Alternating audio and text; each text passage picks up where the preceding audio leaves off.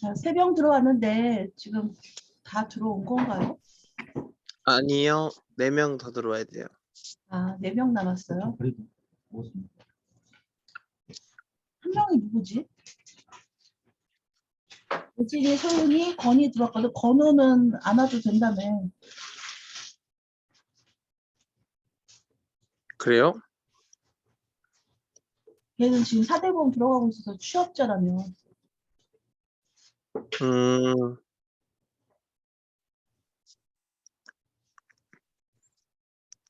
자, 일단 우리가 어제가 원래 기말고사로 잡혀져 있었는데 은비 들어왔네. 다 들어왔네.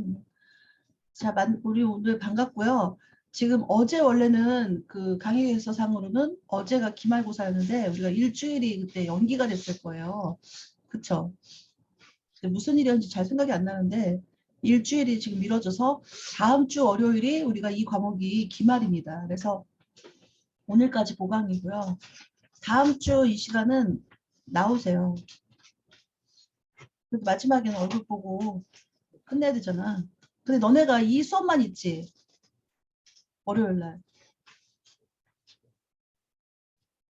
대답 좀 해주세요. 그래서 원래는 우리가 9시에 잠깐 오늘은 기록을 남겨야 되는 상황이기 때문에 수업을 좀 진행을 하는데요. 일단 잠깐만.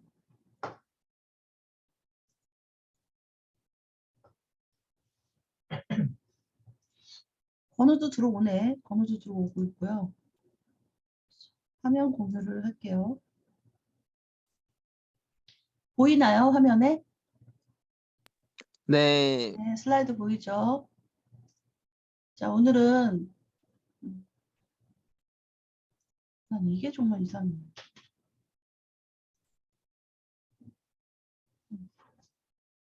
큰 화면으로 보이나요? 아니면 여러 개 화면이 보이나요?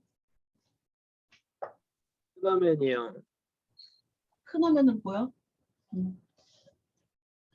자, 헬스라는 그 개념에 대해서는 여러 가지로 얘기를 하고 있는데 뭐 건강하다, 기운차다, 결점이 없다, 상처가 없다, 뭐 홀이라고 얘기를 하는 거는 이제 뭐 완벽한 원래 그대로 그런 뜻이거든요. 그래서 이제 이 헬스라는 개념이 어떤 것인지 여러분들이 어느 정도 다 알고 있어요. 그리고 자세하게 뭐 이렇게 짜르다 얘기를 안 해도 다 알고 있다고 생각이 들고요. 자, 질병이 없다. 예전에는 그냥 단순히 신체에 질병이 없고 왜 그래요? 그런 때는 우리가 건강하다고 이야기를 했는데 현대 사회에 와서는 조금 더 복잡한 개념으로 건강을 이해할 수 있다. 이렇게 얘기를 하고 있죠. 그래서 저번에도 한번 얘기했던 것 같아요.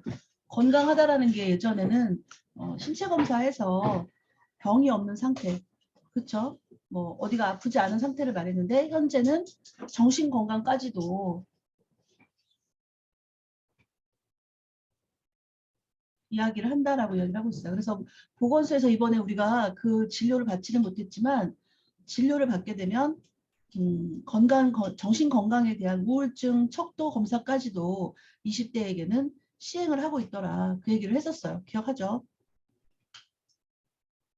자, 그래서 정신과 육체는 예전에는 별개로 분리를 했다. 정신은 정신이고 신체 건강하다라는 건 그냥 그 신체가 몸이 건강한 걸 얘기했지만 현재는 이원화되지는 않고 사실은 두 가지를 전부 다 잘 파악해야 된다. 정신이 건강하지 못하면 신체에도 영향을 끼치고 신체가 건강하지 못하면 정신에도 영향을 끼친다라는 식으로 지금 생각을 하고 있어요.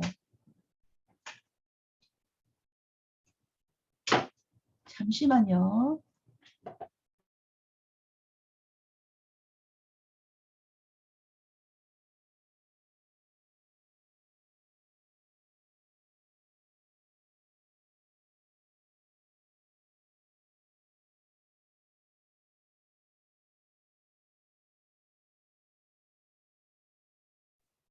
네, 잠깐 좀 고르지 못했고요. 다시 할게요. 요즘에는 생활 건강이라는 그런 개념도 나와 있다라고 얘기를 지금 하는 거예요.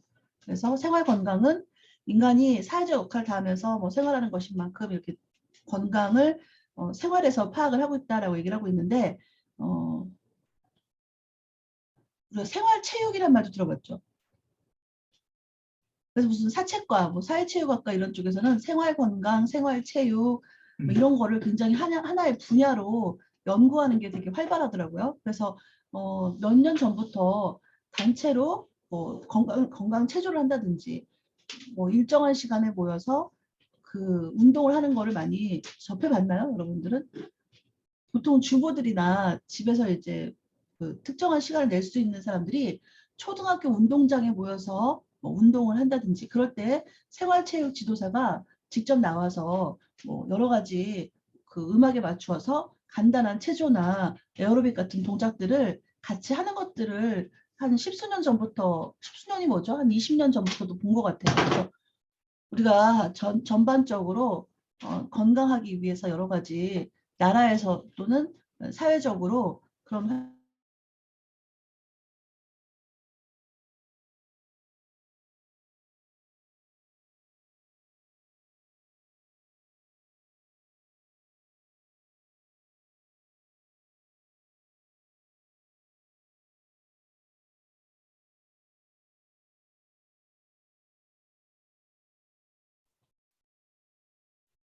아, 네, 좀 미안해요. 좀 잘 안 들리는데 여러분 왜 아무 말도 안 해요? 채팅창에 뭔가 말을 해줘도 좋을 것 같은데 이거 열어놓기만 하고 딴 행동하거나 이러는 건 아니죠? 얼굴도 안 경청 보여주니까 중입니다. 답답하네. 경청. 듣고 있나요? 경청 중이에요. 아, 경청. 네, 고맙습니다. 아, 채팅도 들어와 있네요. 네네. 자, 그래서 여러분들은 그런 생활체육 하는데 나가본 적이 있나요? 보통 이제 어르신들이 많이 하고 있죠. 중국 같은 경우는 그 광장이나 이런 데서 태극권을 한다든가 이런 모습들을 심심치 않게 볼 수 있는데 그런 얘기는 생활체육이라는 게 이제 현대에만 대두된 개념이 아니라 아주 옛날부터 자신의 신체 건강을 위해서 사람들은 기본적으로 굉장히 많은 활동들을 한다 뭐 그런 걸 알 수 있겠죠. 그렇죠? 그리고 모여서 집단으로 그런 활동하는 것도 개념이 갑자기 나타난 개념은 아니다라고 볼 수가 있어요. 근데 이제 요즘에는 조금 더 이것들이 정립이 되어 있고 또 전문가 집단이 출연을 해서 사람들의 신체 건강을 위해서 노력을 한다. 그리고 우리 미용인들도 지금 이 미용과 건강이라는 그 과목명으로 지금 수업을 계속하고 있었는데 그만큼 미용이라는 게 우리가 외모적으로 어떤 가꾸는 것만이 해당되는 것이 아니라 신체의 건강을 바탕으로 해서 그것들이 표현되는 굉장히 건강과 밀접한 분야가 되었다라고 얘기할 수 있는 거죠. 그래서 예전부터 나는 좀 내가 피부 미용을 또 하다 보니까 생각하는 건데 물리치료나 우리가 보건 쪽에 굉장히 집중을 하고 있잖아요. 그 이유가 뭐죠? 가장 흔하게 얘기하는 게 100세 시대, 뭐 장수의 시대이기 때문에 사람들의 어떤 삶의 질이 그 나이가 연령대가 높아지는 거에 포커스를 맞춰 간다라고 얘기를 하는 거예요. 그래서 100세를 살든 150살을 살든 아프지 않고 건강하게 어느 정도 그 수명을 누리는 거에 포커스가 있는 거지 그냥 아프고 골골거리면서 100세 사는 게 무슨 의미가 있냐 그런 상황이잖아요. 그래서 언젠가부터 굉장히 사람들의 관심이 건강에 집중되기 시작했어요. 지금 여러분이 20대지만 여러분도 아마 건강에 상당히 노력을 할 거라고 나는 믿고 있거든요. 물론 여러분 연령은 굉장히 젊고 우리 인간의 수명 중에서 어떻게 보면 가장 활발하고 가장 건강할 수 있는 나이죠. 그렇기 때문에 자칫 건강에 좀 무관심할 수도 있어요. 뭐 술이나 담배를 즐긴다든지. 방금 전에 이제 아침에 이렇게 저는 지금 학교에 와서 이 줌 수업을 하고 있거든요. 학교에 와서 하다 보니까 전주대 앞을 지나서 왔는데 뭐 학교를 디스하는 게 아니라 우리 학교도 마찬가지고 그 학교도 마찬가지고 또는 수도권에 있는 대학들은 더 마찬가지예요. 더 어떻게 보면 더 많아요. 사람이 많다 보니까 담배 피는 거에 대한 그 흡연자에 대한 이야기가 정말 많이 나왔거든요. 예전에 한번 얘기한 적 있었나요? 피부 미용에서 굉장히 유명한 업체 그 회장님이라고 불리는데 그분도 남자분이신데 담배를 피세요. 그분이야말로 담배를 너무 피시거든요. 근데도 그분이 뭐라고 했냐면 대학교에 축제에 초대를 받아서 갔다는 거예요. 그래서 갔는데 들어가자마자 본 풍경이 뭐냐면 335도 아니고 때로 모여서 학생들이 담배를 피는데 침도 아무데나 뱉어대고 담배 꽁초도 아무데나 버리는 게 굉장히 보기가 안 좋더라. 본인은 흡연자임에도 불구하고 그 젊은이들이 그렇게 하고 있는 모습들이 무척 난감했다. 그런 이야기를 했어요. 근데 그 이야기는 그분이 뭐 요즘 말로 꼰대여서만 그 얘기를 했겠어요. 사람들 눈에 다 같아 보일 거예요. 우리 학생들도 그런 게 꼭 좋아 보이진 않지 않나요? 담배를 피는 입장에서 어떨까요? 오늘 아침에도 지금 잔뜩 지금 거의 방학이 즈음이기 때문에 학생들이 많지 않은데도 불구하고 한 10여 명이 모여가지고 남녀 불문하고 10여 명이 모여서 전부 막 담배를 피우고 있는데 그 정말 보기가 좋진 않았어요. 그리고 나는 무슨 생각이 드냐면 요즘같이 감염병이 심각하고 비말로 인한 그 전파가 굉장히 심각한 사회잖아요. 그래서 우리가 답답한데도 마스크를 다 착용을 하는 거고 정말 어디 지금 소상공인들은 다 죽어나가게 생겼다 할 정도로 이게 뭐 위드 코로나로 뭐 풀렸다가 다시 또 제한이 됐다가 식당도 다시 뭐 8인이었다가 12인이었다가 다시 또 축소되다가 지금 12월 한 달 동안에 다시 봉쇄를 한 해 만에 지금 이런 상황이잖아요. 하루 연일 확진자가 10,000명에 가깝네 뭐네 지금. 여러분 기억나요? 우리가 봄에 1,000명 넘어서고 2,000명 될 때 되게 불안해했어요. 어떻게 하면 좋냐? 이거 왜 이러냐? 초유의 사태다. 뭐 500명, 1,000명, 1,500명 가지고 굉장히 벌벌 떨던 때가 지금 바로 올해예요. 그런데 현재 지금 연말인 지금 현재 상태에서 7,000명 넘어섰고 10,000명을 육박한다고 하잖아요. 이런 시절에 정말 예민하고 사람들이 왜냐하면 세계가 다 직접적으로 걸려 있잖아요. 나 하나의 건강이 모두의 건강과 직결되고 나 하나의 어떤 행태가 모두의 어떤 사활을 거는 것과 맞물려 있기 때문에 굉장히 예민할 수밖에 없고 그거를 비난할 수가 없잖아요. 사실은 무서운 지금 시절이에요. 다들 조심조심 전염병이나 이렇게 발병하고 이렇게 되면 인심이 흉흉해지잖아요. 그거는 뭐 세계 역사가 세계사가 증명하는 바거든요. 우리가 정말 그래도 정말 조심스럽게 현명하게 이 많은 국민들이 서로 노력하면서 지금 나가고 있거든요. 그런데 담배 피는 친구들 내가 보고 있으면 무슨 걱정이 드냐면 일단 담배만 펴서 끝나는 게 아니고 침을 뱉더라고요. 바닥에 너무나 많은 침을 뱉어요. 근데 그거를 우리가 발로 밟고 다니고 공중에 떠다니고 그런 거 아니겠어요? 그래서 뭔가 좀 이런 시기에는 더더군다나 자기 건강을 위해서도 담배는 정말 자제해야 되지 않나 이 얘기를 여기서 이렇게 길게 하고 있는데 만나는 사람들 한테마다 만난 사람들마다 얘기를 하고 있어요. 여러분만 자주 듣는다 생각하지 마시고 만난 사람들마다 하고 있으니까 네. 그래서 지금 WHO라고 나오는데 WHO는 굉장히 많이 들어봤을 거예요. 요즘에는 오히려 이제 이 WHO는 팬데믹을 뭐 이제 선언한 그런 걸로 이해를 하고 있을 텐데 건강이란 단지 질환이다. 질환이나 허약함이 없는 상태가 아니라 신체적, 정신적, 사회적으로 완전한, 홀리한, 안녕한 상태다라고 얘기를 했어요. 근데 요즘에는 여기에 문화적이라는 말도 하나 더 들어갈 수 있고 또 여러 가지 다른 말들도 들어갈 수 있는 그러니까 모든 상태가 어느 정도 완벽하게 안녕한 상태를 건강하다라고 얘기를 한다는 거예요. 그렇다면 여기에서 우리가 건강하지 않은 사람들이 굉장히 많다는 얘기예요. 요즘에 뭐 그 큰 어떤 사건들이 터지면 제일 많이 범죄자들이 하는 말이 뭐냐면 심신미약 이런 말 하잖아요. 뭐 술이 너무 취해서 또는 뭐 약물에 취해서 뭐 그런 얘기들을 하거든요. 뭐 어떻게 생각하나요, 여러분들은? 그게 변명이 될 수 있다고 생각하나요? 심신미약 인정해야 한다고 생각하나요? 심신미약 몸과 마음이 완벽하지 않은 상태, 건강하지 않은 상태. 그러니까 건강하지 않은 사람이 어떤 그런 사건들을 일으키고 사고를 일으킨다라고 지금 이야기를 하는 거잖아요. 음주운전 같은 경우도 대표적으로 심신미약을 주장하는 그런 경우고 요즘에는 또 뭐 좀 심각하게 얘기되는 게 뭐예요? 데이트 폭력 그런 것조차도 20대의 혈기왕성한 남녀가 만나다가 또는 20대가 아니어도 요즘에는 막 무슨 5, 60대에도 그런 폭행들이나 그런 걸로 인한 무슨 살인사건까지 아주 강력 범죄가 발생을 하던데 그 예전에는 남녀 사이에 힘의 차이가 있고 권력의 차이가 있다라고 생각을 했거든요. 페미니즘까지 안 가더라도. 그래서 남자들이 여자들을 구타한다던가 반대의 경우도 사실은 있다고 해요. 꼭 여자만 맞는 게 아니라 데이트 폭력에서는 남자도 맞을 수 있다고 하고 여자들은 힘이 없다 보니까 여자들이 가하는 데이트 폭력 또는 어떤 그런 상대 남자에게 다른 이성에게 가하는 폭력은 상상을 초월하게 잔인할 수 있다고 얘기를 하더라고요.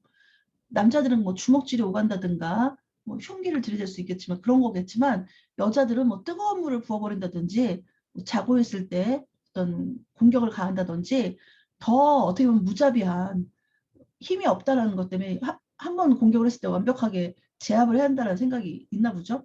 그래서 뭔가 더 잔인하다고 얘기를 하더라고요. 근데 아무튼 간에 다 불행이고 사람 사이의 폭력은 일단은 절대 요즘에는 동물학대도 마찬가지지만 폭력이라는 건 있어서는 안 되겠죠. 폭력적이라는 것 자체도 건강하지 못하는 거죠. 그렇지 않나요? 그래서 건강이라는 게 이렇게 그냥 단지 내 몸이 건강하다가 아니라 이게 뭔가 정신이 건강해야 되고 나의 신체와 정신이 다 건강해야 되고 그런 사람들이 모여서 사회가 건강해야 되고 또 전반적으로 문화도 성숙하고 건강해야 된다라고 본다면 굉장히 안정적인 사회를 추구한다라고 볼 수도 있어요. 개인의 건강이 사회의 건강을 추구한다라고 볼 수 있어요. 그래서 요즘에 팬데믹으로 우리나라가 굉장히 처음에 K 방역 해갖고 화제가 됐던 안건들이 뭔가요? 얘기할 수 있는 사람. K 방역이 왜 화제가 되고 K 방역이 왜 전 세계적으로 관심의 대상이 되었나요? 뭐 때문에? 우리가 백신도 굉장히 늦었고 뭔가 여러 가지 허점이 많았는데 근데 우리가 좀 뭐 잘했다 잘못했다를 떠나서 화제가 되는 또는 이슈가 되는 부분이 있었거든요. 대한민국이. 뭐죠?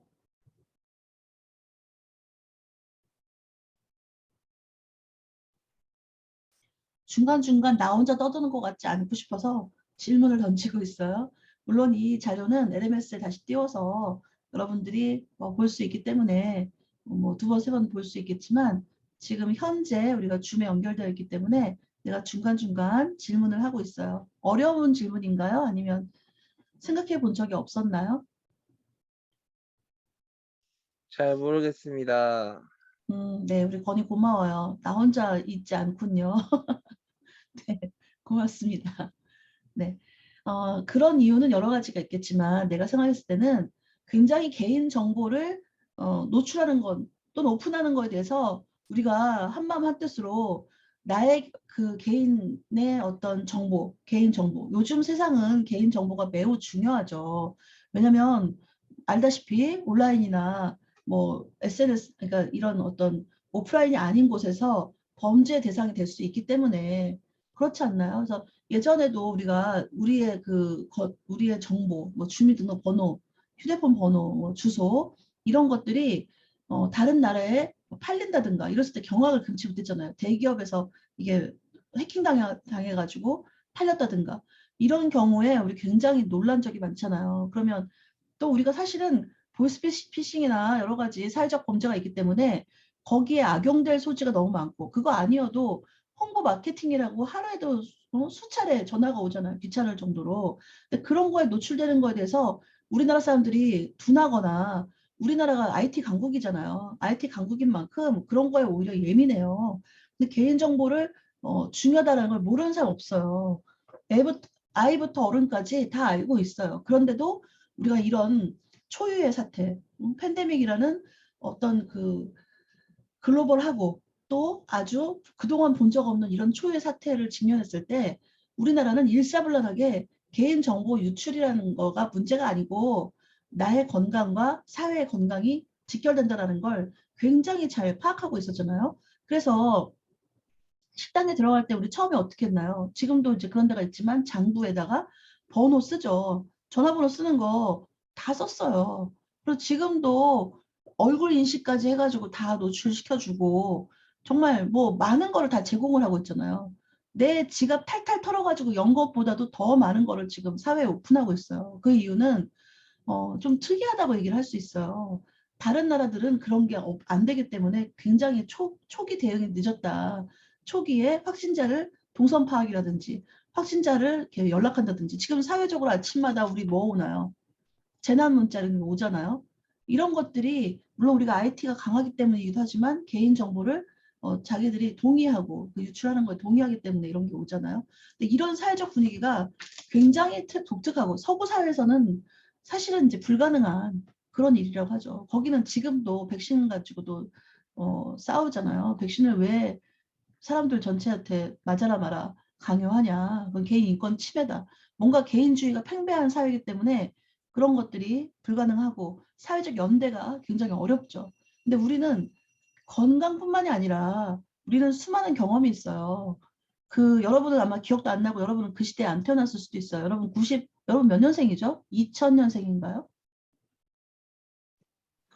98이요. 98, 98년생이면 98년도에 뭐가 제일 이슈냐면 IMF거든요. 그 여러분이 태어날 즈음에 부모님 정말 고생 많이 하셨어요. 정말 이 대한민국 전체가 굉장히 힘들었고 나도 기억이 나요. 내가 매우 동안일 것 같지만 미안해요. 아침부터 밥 먹었나 모르겠어요. 네. IMF 시대를 정말 정통으로 맞은 세대예요. 왜냐면 그때 한참 사회적으로 활발하게 활동을 하고 싶고 내 일을 가지고 막 뻗어나가고 경력을 쌓아서 열심히 하고 있을 텐데 하루아침에 국가가 부도가 나니까 전 세상이 흔들리는 거예요. 뭐 나는 그때 이제 개인적인 이야기지만 이게 기록이 된다는 게 좀 부담스럽네요. 그래도 이제 개인적인 이야기를 좀 하자면 그때는 이제 아동 미술을 하고 있었어요. 그래서 이제 학원을 하고 있었는데 하루아침에 수강생이 반토막이 나는 거예요. 뭐 그냥 반절 이상이 우수수 그냥 그만두겠다고 하더라고요. 왜냐? 엄마들이 직장을 잃었어요. 1차적으로 여자들이 직장을 잃어요. 남자들은 생계를 영위해야 된다 생각하기 때문에 회사에서 함부로 해고하지 않거든요. 그래서 먼저 여자들부터 아줌마들부터 잘려 나갔어요. 그러다 보니까 그 아줌마들의 자녀를 돌보는 나 같은 직업군이 굉장히 타격을 받는 건데 간호사들, 선생님들 할 거 없이 다 그냥 이렇게 해고가 되는 거예요. 그러다 보니까 굉장히 사회적으로 뒤숭숭하고 뭐 그러다 점점점 더 밀려가지고 남자 가장들도 다 직장이 도산이 되니까 부도가 나버리니까 뭐 어떻게 할 수가 없는 거죠. 그런 사회적 분위기를 겪은 적이 있어요. 그때 우리가 뭐 금 모으기 운동 나도 그거 했던 기억이 나요. 사실 내 금을 나라에서 가져가는 거잖아요. 돌려받는 게 아니잖아요. 사회가 좋아졌다고 나한테 돌려주는 게 아니라 지금 당장 나라에 빚이 너무 많으니까 이 빚을 내 거 금이라도 가져가서 보태서 우리나라 빚을 다 갚자. 이런 지금 상황이었거든요. 지금 여러분한테 갑자기 나라가 너무 힘드니까 여러분 금부치를 다 내놓으라고 하면 여러분 할 수 있을까요? 해야 된다고 생각하나요? 그것도 궁금하네요. 우리 때는 그 당연히 해야 한다고 생각했어요. 그래서 어른들이 옷장 안에다가 엄마들이 막 어디다가 이불 밑에 이런 데다 다 이제 숨겨놓으셨던 폐물 같은 거 다 꺼내가지고 그냥 고스란히 나라에 바쳤어요. 그래서 이제 그때 정말 역대 IMF에서 들어가서 IMF가 뭐냐면 이제 국제통화기금 뭐 돈 빌려주는 곳인데 은행인 거죠. 거기 총재 왔던 거 지금도 기억나는데 다른 나라에 이렇게 돈을 빌려줬을 때 일단은 돈을 빌려주지만 저금리는 아니에요. 금리가 높아요. 그리고 나중에 계속해서 이게 나라가 지금 형편없이 어렵기 때문에 돈을 왕창 빌린 건 똑같잖아요. 개인도 그러잖아요. 그 돈을 쉽게 갚기가 어렵잖아요. 근데 갑자기 그 누군가 나와서 큰 돈을 갚아준 거나 마찬가지잖아요. 그게 국민인 거예요. 국민들이 나라의 어떤 어려운 상황을 다 도와준 거거든요. 근데 정말 그때도 가슴이 뜨거웠어요. 그리고 또 뭐가 있어요. 태안 앞바다에 기름 유출 사고가 났거든요. 배가 유조선이 난파돼가지고 바다에 검은 띠가 어마어마하게 근데 그거는요 뭐 몇십 년을 치워도 바다에 그걸 치울 수가 없을 지경으로 기름은 물하고 안 섞이잖아요. 그게 이렇게 다 떠가지고 이게 또 바닷물이 밀려오니까 해안가에 바위도 막 다 기름때가 쪄들어가지고 그때 서산인가 그쪽인데 그쪽 동네는 뭐 횟집이고 뭐고 다 망했고 바다 생물 다 지금 죽게 생겼고 양식장 같은 거 다 뭐 망가졌고 얼마나 날벼락이겠어요. 갑자기 하루아침에 배가 뒤집어져 가지고 우리 양식장을 하고 있는데 뭐 내가 김 양식장을 하거나 전복 양식장을 하는데 다 떼죽음 당하고 이건 뭐 미역에 기름이 꼈으면 누가 그걸 사 먹겠어요. 씻는다고 씻어지질 않잖아요. 석유가 낀 건데. 근데 그거를 그 국민들 대다수가 달려갔어요. 20대고 40대고 50대고 달려가서 할머니들까지 수건 들고 가고 걸레 들고 가서 바위를 다 닦았어. 바다에다가 다 빨아들이고 뭐 정말 뜨겁지 않나요? 그렇게 해서 그게 뭐예요? 정말 그게 사회적 건강이에요. 내가 중요한 것보다 전체가 중요하고 뭔가 열심히 하는 그런 것들. 그래서 나는 이번에 우리가 지금 이 오미크론까지 나오고 정말 난리가 났잖아요, 또.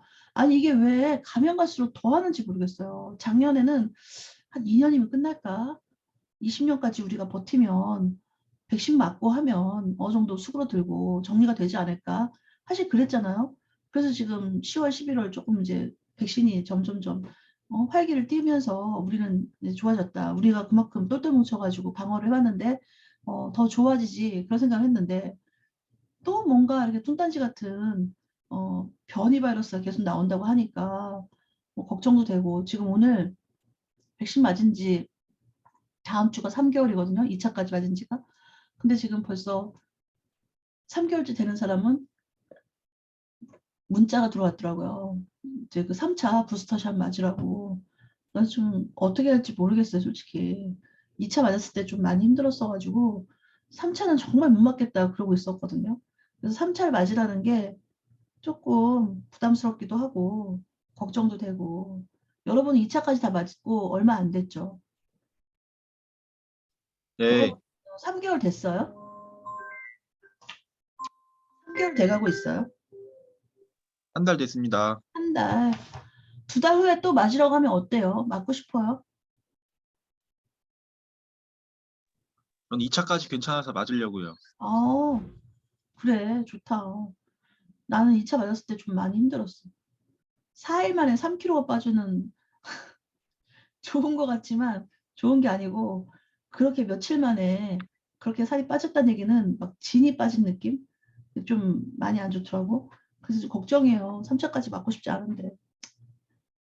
지금 WHO는 사실 얘가 이제 국제 기구잖아요. 그러니까 여러 나라가 얽혀서 유엔처럼 뭔가 평화적이고 전 세계적인 이런 팬데믹 같은 것들을 좀 같이 활동해서 막고 방어하고 그런 기구로 만들어 놓은 건데 요즘엔 이게 이제 문제가 많잖아요. 정치색이 엉켜가지고 여기 이제 그 의장이 되는 게 사람이 뭐 이제 스폰서 비슷하게 여러 나라가 돈을 해주잖아요. 미국도 상당히 주고 중국도 이제 큰 나라니까 주고 하는데 이 총재가 누구의 편에 서 있다 뭐 이런 식으로 지금 말이 돼가지고 막 내려와라 뭐 해라 못 믿겠다 미국은 뭐 발을 빼겠다 이런 식으로 지금 아주 난리가 났잖아요. 근데 전 세계가 지금 뒤숭숭하고 흔들릴 때는 하나가 돼도 부족할 판이잖아요.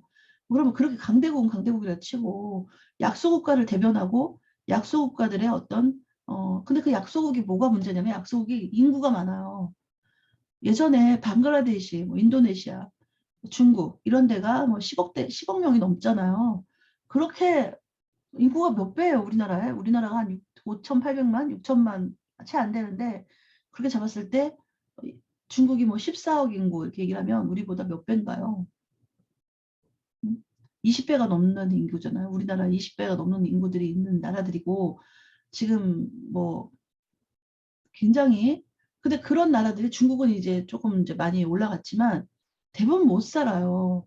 못 살고 인도도 그렇고 인구는 많고 그러니까 못 산다는 얘기는 뭐냐면 공중보건위생 수준이 굉장히 낮다는 얘기거든요. 그래서 굉장히 병이 한번 전파가 되거나 이렇게 한번 발병을 하면은 걷잡을 수가 없다는 얘기예요. 지금 우리도 병상이 부족하네, 뭐 그러잖아요. 그 중증 환자 병상이 부족하다는 얘기는 손을 쓸 수 없이 그냥 죽어 나간다는 소리거든요.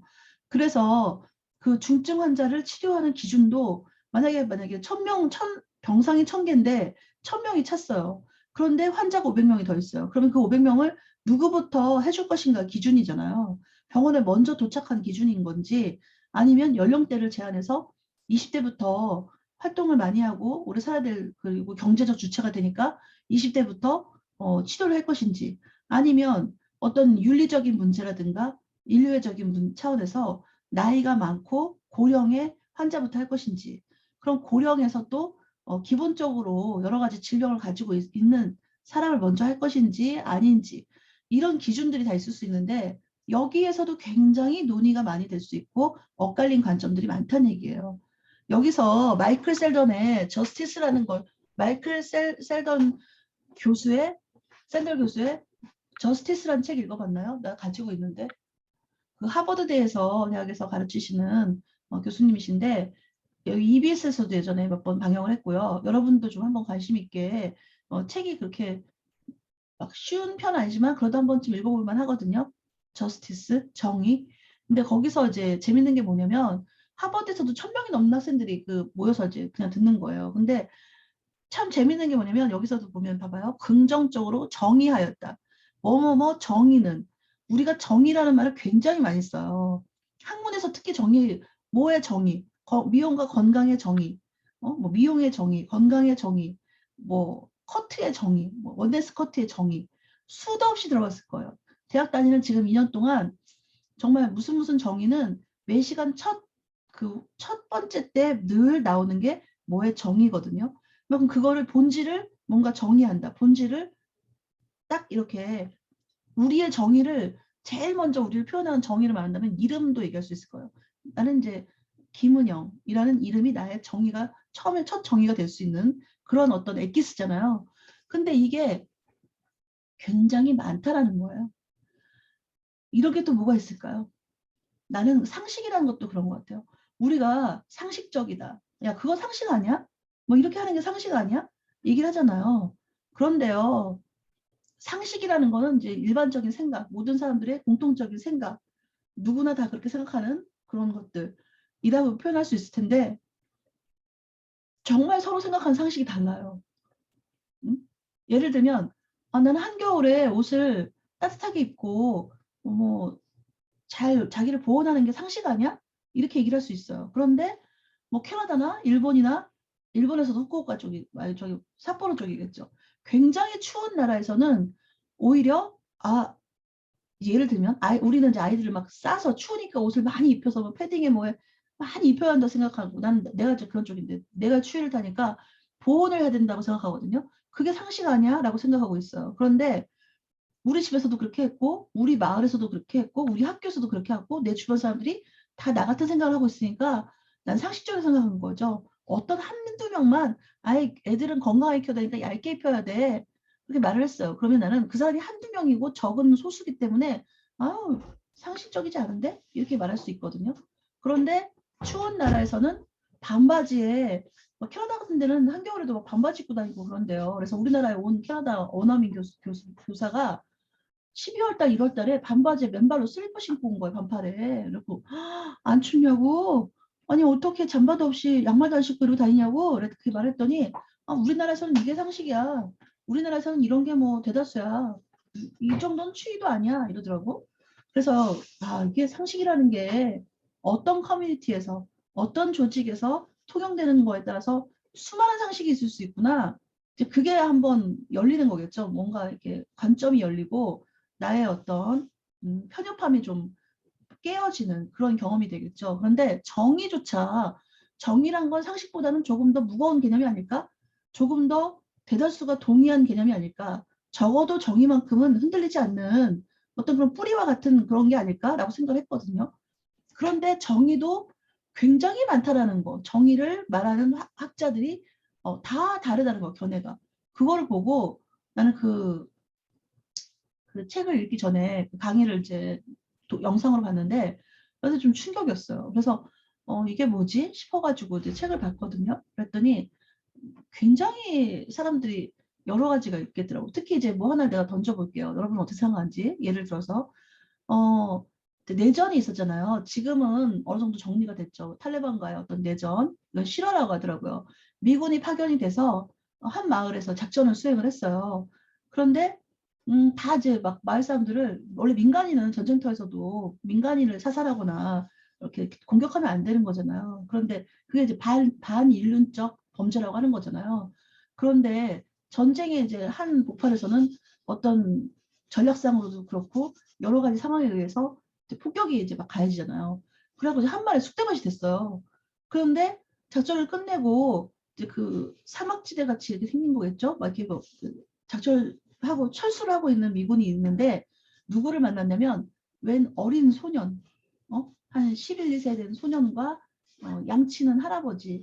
그래가지고 그런 그 목동 같은 할아버지 허름한 그 사람들 거기 원주민 그런 사람들 둘이를 이렇게 맞닥뜨린 거예요.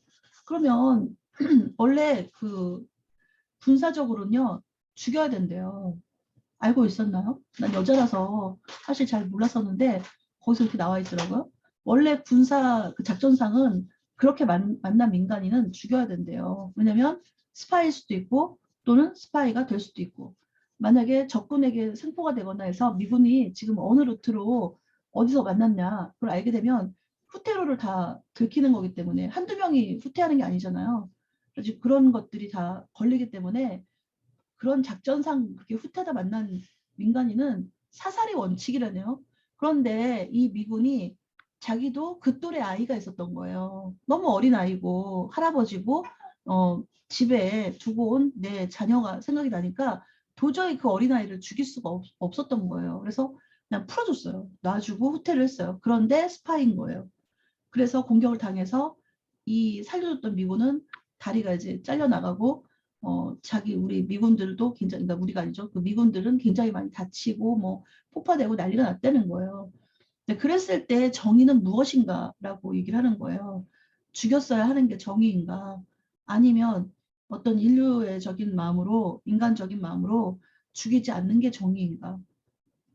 굉장히 어렵지 않나요? 그래서 그런 여러 가지 사건. 그리고 만약에 여러분에게 질문을 공통적으로 던진다면 철로가 있는데 지금 저쪽에서 기차가 오고 있어요. 근데 이쪽에 두 대가 이렇게 있어요. 근데 이 두 대의 철로가 어쨌든 맞물려서 하나를 바꿔줄 수 있는데 한 대는 살고 한 대는 부딪혀서 죽는 거예요.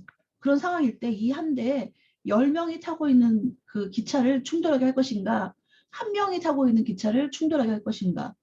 정말 어려운 선택이지 않나요? 어쨌든 한 대는 부딪혀서 죽어요. 그러면 이게 생존, 그러니까 한 명이 타고 있다 해서 그런 게 다수결이라고 뭐 말하거나 아니면 뭐 소수의 희생이라고 말할 수 있는데 그게 정의인가? 뭐 그런 문제들에 대한 여러 가지 얘기거든요. 근데 그게 결론이 날 수 있을까요? 결론이 날 수 없는 문제들이 굉장히 많더라고요. 하나만 더 얘기한다면 그 이제 바다에서 표류가 됐어요. 배가 난파되고 보트에 탄 선원하고 이제 승객하고 뭐 몇 명이 섞였는데 이것도 실제예요. 그런데 언제 구조가 될지 몰라요. 바다에서. 물도 식량도 한계가 있고 한 5명 정도 탔어요. 근데 결국은 거기에 이제 어린 소년이 다쳐가지고 있었거든요. 근데 이제 나중에 구조가 됐어요. 몇십 일 만에 구조가 됐는데 생존자 중에서 한 명이 없어요. 그 소년이 없어졌어요. 근데 나중에 알고 보니까 누가 이제 양심 고백을 한 거지. 근데 그 소년을 식인을 한 거야. 그 소년을 잡아먹었어요. 그 나머지 이럴만 하는 것도 아침부터 그러네요. 그걸 했어요. 근데 이게 법정에 이제 재판에 회부가 됐는데 도저히 이제 목숨이 다 걸려 있는 상황이고 누구도 살지 죽을지 모르는 상황에서 이렇게 사람을 잡아먹은 거가 죄냐 아니냐. 그거에 대한 어떤 법적인 정의라는 거가 있어야지만 법적인 어떤 판결도 가능하고 사회적인 어떤 통념이 있는 거잖아요. 그런데 물이 필요하고 하다 보니까 이제 피를 먹었다는 거예요. 그러다가 이제 자기들이 구조될지 안 될지 모르다 보니까 배고픔에 허덕여서 이제 그런 짓을 저질렀는데 그게 일반적으로 그냥 어떤 범죄 행위거나 이렇게만 판단될 수 있냐? 아니면 이거는 정말 생존을 둔 어떤 본능이고 어떻게 할 수 없는 상황에서 벌어진 참사다. 이렇게 해결돼서 그냥 해서 무죄가 돼야 하냐. 뭐 이런 거예요. 여러분은 어떻게 생각해요? 굉장히 어려운 문제들 아닌가요? 이렇게 뭔가 정의라는 말은 굉장히 쉽지 않더라고요. 한번 읽어봐요. 재미있어요. 재미있다기보다도 좀 생각해볼 바가 많고 이렇게도 생각할 수 있고 저렇게도 생각할 수 있나? 어떤 한 가지 문제에 대해서 이렇게까지 다양하게 정의가 내려줄 수 있나? 관점이 이렇게 많을 수 있나? 그런 생각도 들고요. 나는 어떻게 생각하지? 굉장히 어렵더라고요. 정말. 특히나 왜 힘들어요? 생사가 달려있는 문제들을 판단하는 거는 절대 쉽지가 않죠. 상식이라는 것도 마찬가지겠지만 정의도 굉장히 어려운 개념이에요. 자, 그래서 WHO가 이제 여러 가지 모든 아까 말한 것처럼 정신적, 사회적 안정까지 모든 그 건강의 개념을 좀 넓혔다. 그 예전에 48년도부터 시작돼서 지금까지 2021년까지 몇 년이에요 지금 50년만 해도 60년, 80년 가까이 됐네요. 그 동안에 굉장히 건강의 개념이 넓어지고 물론 이제 우리가 사회적으로 발전하고 여러 나라가 지금은 굉장히 서로 유기적이잖아요, 관계가.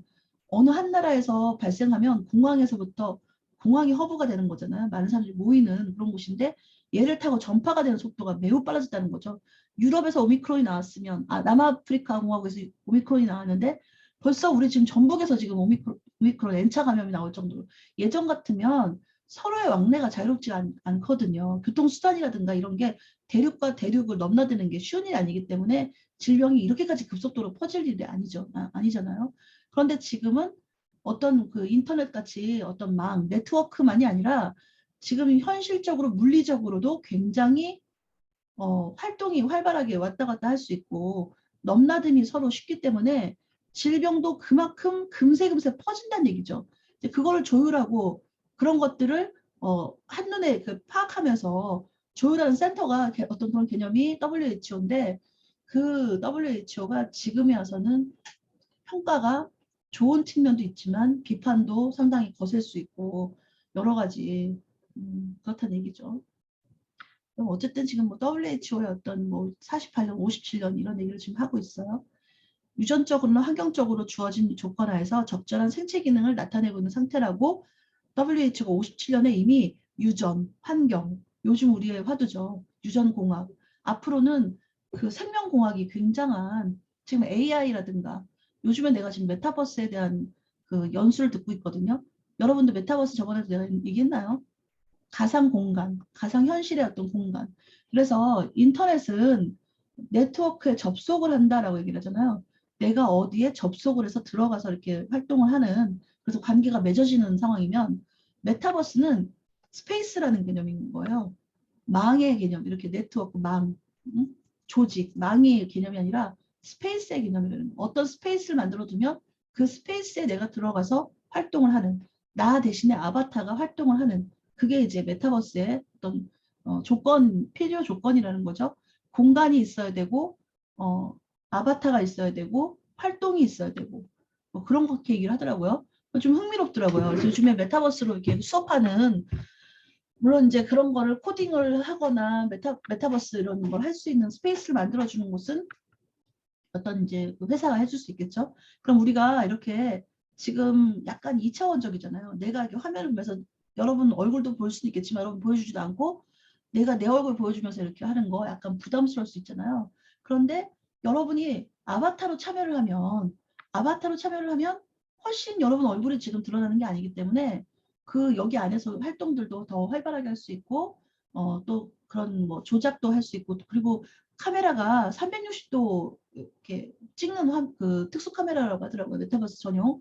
그거를 가지고 하고 우리가 이제 여기다가 뭐 XR 여러 가지 버전의 이거를 착용을 하고 들어가서 우리가 실제 어떤 공간에서 활동하는 것처럼 만약에 우리가 그 주로 작품전 같은 것도 메타버스 공간에서 한다 그러면 작품전 내용을 만들어 가지고 메타버스 세계에다가 설치를 하면 아바타들이 다 들어와서 관람을 할 수 있고 볼 수 있다는 거예요. 좀 재미있더라고요. 요즘 여러분 그런 메타버스 활동하는 게 있나요? 지금 메타버스가 왜 또 그게 얘기가 많이 되냐면 미용들도 마찬가지예요. 메타버스 안에서 지금 실제로는 입지 않는 그런 어떤 아주 고가의 옷을 메타버스 안에서 마루타 참 미안해. 마루타가 아니라 잠깐만요.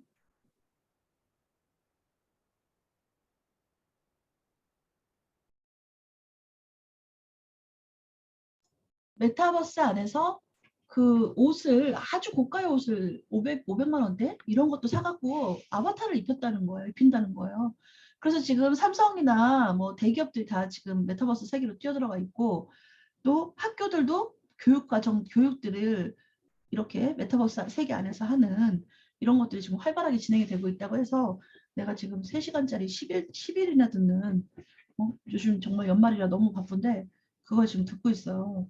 그래서 세상이 이렇게 참 빨리빨리 변화하고 우리가 지금 동영상 뭐 LMS 뭐 온라인 비대면 수업 그 얘기 나온 지가 1년 조금 넘었는데 그 사이에도 동시 진행적으로 메타버스라는 것들 또는 가상 세계 이런 것들이 굉장히 활발하더라고요. 그래서 4차 산업혁명 요즘에는 이제 너무 익숙할 거예요.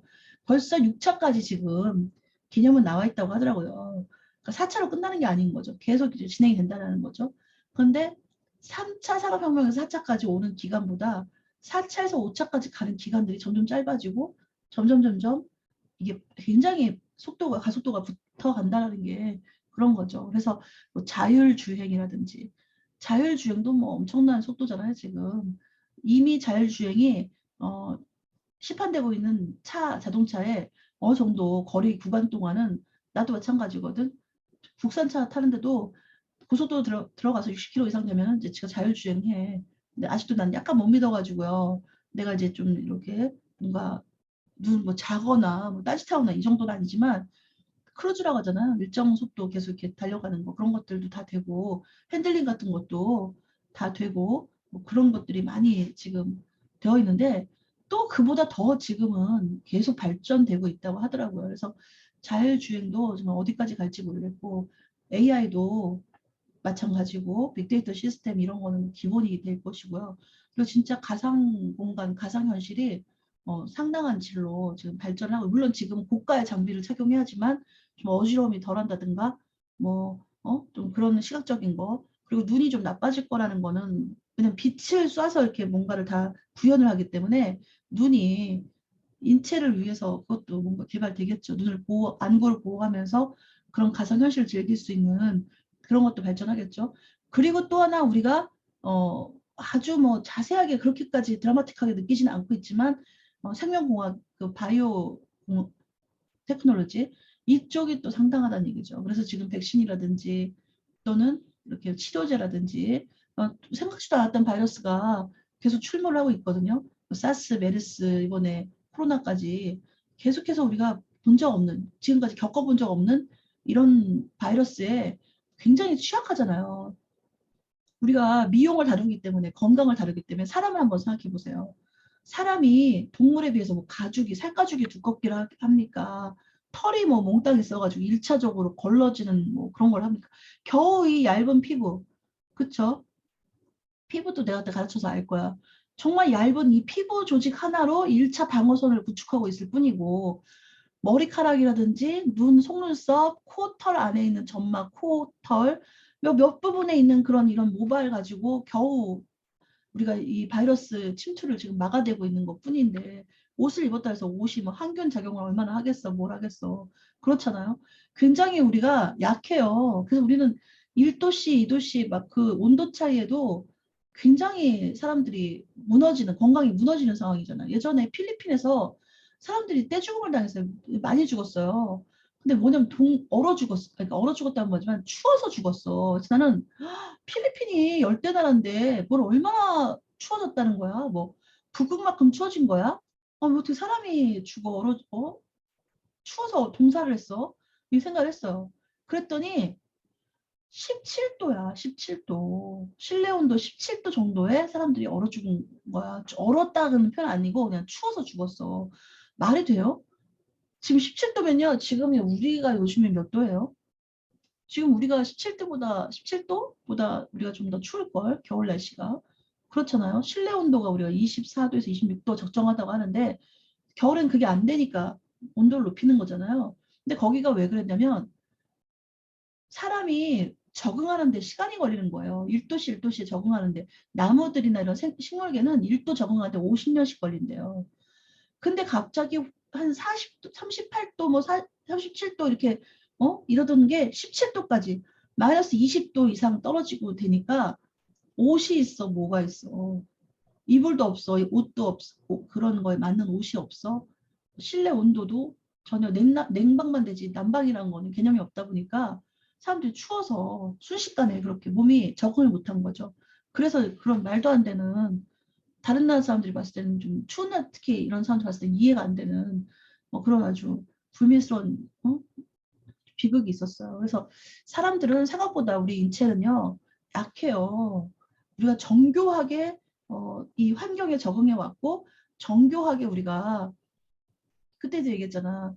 이 코 안에 들어있는 코털 있죠. 요즘에 막 코털 그 제거기 같은 거 막 쓰고 그러는데요.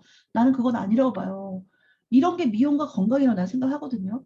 건강을 위해서 미용적인 측면과 건강이라는 측면이 있을 때 얘를 서로 맞물리게 해주는 거. 건강한 아름다운 상태로 만들어줄 수 있는 건 우리가 미용인이 해야 될 일이잖아요.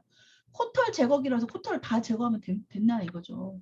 이 코털은요 머리카락의 10배의 그 털 모발량이 코에 들어가 있는 거거든요. 그건 뭐야? 수많은 바이러스나 수많은 어떤 그런 외부의 자극을 1차로 거르는 곳이거든요. 근데 이걸 다 없애버리면 바이러스에 뚫리는 거잖아요. 코 점막은 특히 점막이잖아요. 바로 뇌로 바로 들어가는 아주 가까운 거리에 있어요.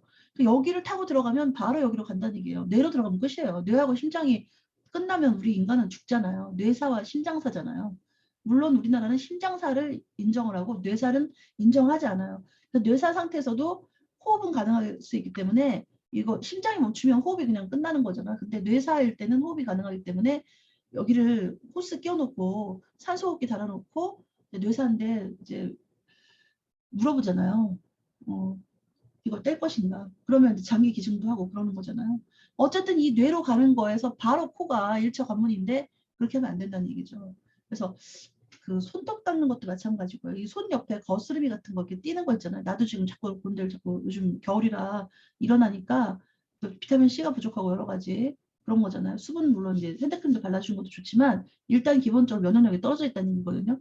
이럴 때 얘를 막 떼고 하면 여기 사이로 바이러스가 침투하면 이제 우린 또 큰 질병에 걸려서 결국 사망에 이를 수도 있는 질병에 노출된다는 거예요. 그러니까 이 모든 피부의 겉면이나 우리 모든 외부의 이런 것들은 1차적으로 우리 환경으로부터 우리 자신을 보호하는 대단한 기관이라는 얘기거든요.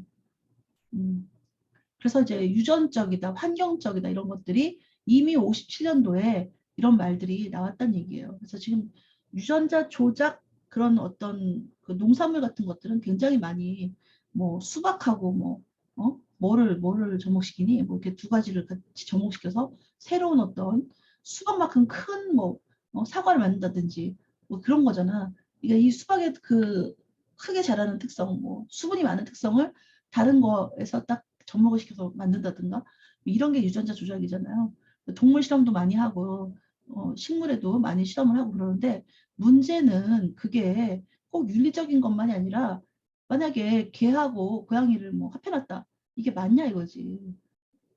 그런 거에 대한 어떤 엄격한 기준들이 있어요.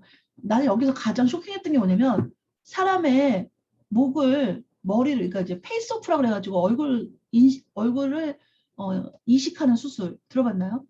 얼굴 이식 수술은 성공을 했어요. 얼굴 전체를 다 이식을 하는 거죠.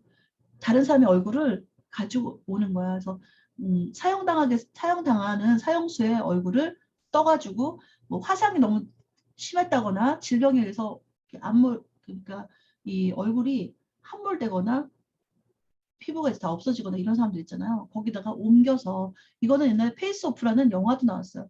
형사하고 범죄자가 얼굴이 바뀌어서 뭐 벌어지는 어떤 그런 사건인데 영화를 직접 보진 않았지만 내용은 다 알고 있는 그런 영화인데 페이스오프라는 영화도 나온 적이 있거든요. 근데 이제 그것도 굉장히 그 영화가 나왔을 때 쇼킹했어요. 그 영화가 나왔을 때는 그 기술이 완벽하게 가능한 그런 때는 아니었을 거예요. 상상력에 어떤 의해서 된 건데 몇 년 전이에요 벌써. 몇 년 전에 어떤 그 수술이 있었냐면 사람의 헤드, 목을 옮기는 수술. 몸하고 머리가 다른 별 수술, 별 어떤 그런 걸 다 하는 것 같아요. 왜 하는지까지는 뭐 명확하지 말하기 뭐한데 어떻게 보면 이제 젊은 몸과 내가 이제 죽게 생겼잖아요. 뇌는 그대로 보존은 무슨 만화 같지 않나요? 우리 어렸을 때 공상과학 만화 같은 데 나온 것 같아요. 두뇌가 너무나 뛰어난 사람이 자기 두뇌는 너무 뛰어난데 유체가 약한 사람이 뭐 이렇게 바꾸는 그런 거는 이제 만화적이었는데 이 만화적인 상상력이 지금 현실 가능하다는 얘기예요. 그리고 실제로 실험이 이루어진 적이 있어요. 근데 이거 어디 나라에서 이루어졌냐면 중국에서. 중국은 아직까지도 그런 게 조금 더 법제 같은 게 미비한가 보죠. 그래서 그게 이제 가능한데 미국이나 이렇게 선진국에서는 이건 안 되는 거죠. 있을 수 없는 실험인 거죠. 그런데 중국에서 가능해가지고 했다라는 토픽이 나온 적이 있었어요. 너무 좀 그런 것 같아요. 그런 실험들. 자, 그래서 인간은 생태학적으로 변화하는 생활환경 작용에 대해서 적응하거나 저항해서 생리적 항상성을 유지하려고 하므로 어느 특정 위치에서 건강 상태로 이해되었던 것도 다른 위치에서는 불건강으로 인정될 수 있다. 즉 건강, 질병, 사망에 이르는 일련의 건강 현상은 상대적이며 연속적 변화를 할 수 있다. 이 말을 이제 아까 앞에서 했어요. 어떤 건강의 정의가 사회마다 다르게 판단될 수 있고 평가될 수 있고 사회마다 조금씩 여기서는 건강한데 저기서는 저거 뭐야 미개하다. 응? 뭐 이런 거죠. 여기는 하루에 양치를 3번 하는데 어느 날은 하루에 양치를 1번만 한다 그러면 뭐야 왜 하루에 양치를 한 번만 해? 또 어느 날은 왜 세 번만 해? 뭐 음식물을 먹었을 때마다 해야 되는 거야? 이런 식으로 계속해서 건강의 개념은 변화해 나가고 그게 또 사회적인 나라마다 조금씩 차이가 있을 수 있다. 그래서 또 그걸 좀 평가를 한다. 뭐 그런 얘기예요. 자, 생활수단 개념의 건강은 WHO의 정의에서 well-being 대신 well-balanced life로 표현되는 동적인 상태를 건강이라고 보는 견해이다. 자, 우리가 옛날 뭐 well-being, wellness 뭐 그런 말 많이 들어봤죠. 웰빙이란 말이 정말 몇 년 전에 굉장한 이슈였고 화두였어요. 우리도 다 웰빙 그랬어요. 웰빙 아주 안녕한 상태, 뭐 적정한 상태 이렇게 얘기할 수 있잖아요. 그렇죠. 굿에서 좀 파생된. 그런데 여기서 웰빙이라고 빙인 상태 그냥 이렇게 정지되어 있는 상태가 아니라 밸런스드 라이프 그 밸런스를 맞추는 밸런스드 라이프 뭔가 다 뭐라 그래 조율되어 있는 뭔가 이렇게 적정한 수준 그런 것들을 동적인 상태를 건강으로 본다라고 얘기를 하고 있어요. 평면적 건강으로 표현되는 게 아니라 잠재력과 건강 요소들 간의 평형이 이루어진 상태를 일컫는다. 건강 잠재력에는 신체, 정신, 사회적 활력소가 있고 건강 위의 요소의 도전에 건강 잠재력이 잘 버텨나간다면 이 상태가 곧 평형적 건강인 것이다. 뭐 이런 말들인데 앞에 말한 웰 밸런스드 라이프를 좀 기억하면 좋겠고 이게 오타와 한 장이라는 거에 86년도에 명시되어 있는데 건강은 생활의 목표가 아니라 일상생활을 영위하는 활력소로 이해되어야 한다라고 얘기를 하고 있어요. 건강이 생활의 목표까지는 목표라고 할 수가 아니고 그냥 일상생활을 잘 지내는 거 그런 활력소로 이해된다 이런 얘기예요. 자 그리고 기타 건강의 정의는 여러 사람들이 말을 했는데 한 번쯤 읽어보시면 될 것 같아요. 파슨스, 뉴만, 윌슨이 얘기를 했는데 여기서 윌슨은 행복하고 성공된 생활을 조성하는 인지 상태다. 여기서 이제 행복이라는 또 단어까지 나왔네요. 그렇죠? 단순히 질병이 없다 있다. 사회적 정신적 뭐 신체적으로 건강한 상태다 뿐만이 아니라 행복하고 성공된 생활을 조성하는 인지 상태다. 사회적인 성공과 어떤 행복이라는 정신적인 그런 모두 다 말한다. 넓게 얘기를 했어요. 블랙스터 긍정과 부정적인 정의가 있는데 긍정적인 정의는 신체적 적정함을 의미하고 정신적 사회적 안녕한 상태 이거는 뭐 WHO에서 말하는 것도 같죠. 부정적인 정의는 건강은 그냥 아픈 증상이 없고 안 아프면 건강한 거야 라고 뭐 생각한다라는 거죠. 우리가 보통 평상시에 우리가 생각하는 거죠. 누가 정신적, 신체적 뭐 무슨 다 따지고 앉았어요. 그런 게 아니라 그냥 안 아프면 돼. 아우 요즘에 별로 어디가 뭐 쑤시거나 아프지 않으니까 건강하지. 이건 사실은 좀 어르신들 얘기 같네. 그쵸? 어르신들은 그렇게 생각할 수 있고 나이가 젊을수록 요즘 행복해? 요즘 즐거워? 뭐 어때? 이렇게 또 표현할 수도 있고 그럴 것 같아요. 그쵸? 여러 사람들이 건강이란 무엇인가에 대해서 지금 이렇게 왈가왈부한다는 얘기는 그만큼 건강의 개념이라는 게 사람들마다 받아들이는 게 다르고 사회적으로 나라들마다 조금씩 다르게 생각하거나 또는 넓거나 좁게 생각한다. 뭐 그런 얘기를 반대로 얘기할 수 있는 거죠. 자, 10시 30분이 됐네요. 우리가 1시간 동안 달려왔는데 조금 많이 힘드니까 10분만 쉴까요? 네.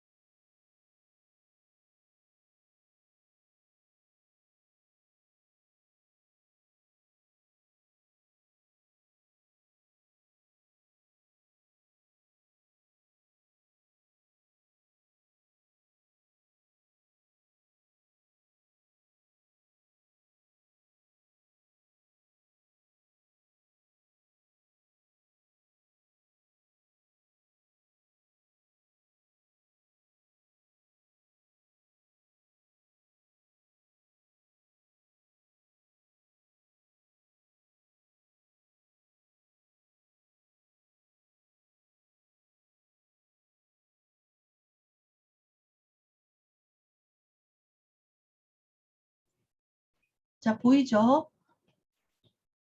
들리나요? 네. 네. 네, 질병 상태의 분류와 질병 이름. 질병 상태를 이름을 다 붙이잖아요. 근데 이 이름을 붙이는 기준이 현증 기준과 원인 기준을 적용하고 있다. 현증 기준은 당뇨병처럼 이렇게 어떤 그 병의 특성 그런 거죠. 소변에 꿀처럼 단 성분이 있다 해서 당뇨병. 당은 무슨 뜻인지 알죠? 그리고 뇨, 소변, 오줌뇨. 이게 어떻게 알려지게 됐냐면 어떤 사람이 이제 남자겠죠. 이제 소변을 바깥에서 봤는데 그 밑에 개미들이 막 이렇게 그 자기 그 소변 주위로 막 몰려들었다는 거예요. 왜 개미들이 특별히 이 사람 그 소변에만 이렇게 모여들까? 그걸 이제 생각하고 그 사람의 어떤 증을 생각해 보니까 그 사람 오줌이 달달하는 거죠. 단 성분이 있어서 개미떼가 이렇게 끌었다는 거죠. 거기서 나온 이름이 당뇨병이에요. 그런데 이제 우리식으로 또 말을 하면 이게 소갈병이라는 말도 있거든. 소갈증, 소갈병 들어봤나요? 은비는 되게 어려운 말일 텐데 소갈증, 소갈이나 이건 이제 그냥 옛날 어르신들이 쓴 표현인데 갈증이 너무너무 난다는 얘기예요. 당뇨병 환자들의 세 가지 특성이 다식, 다음, 다뇨거든요. 그러니까 많이 먹고 많이 많이 마시고 많이 배출하고 그 뜻이거든요. 그러니까 그 얘기는 갈증이 너무 난다라는 거예요. 그래서 자꾸만 물이나 이렇게 음료를 자꾸 먹게 되고 또 배가 순식간에 고파지는 거죠. 혈당이 뚝 떨어지거나 이랬을 때. 그래서 자꾸 많이 먹게 되고 그런 것들이 이제 당뇨병의 어떤 특징인데 그 당뇨병의 그 병에서 나오는 특징들을 가지고 이름을 붙인 게 현증 기준을 가지고 이름을 붙였다라고 얘기를 할 수 있어요.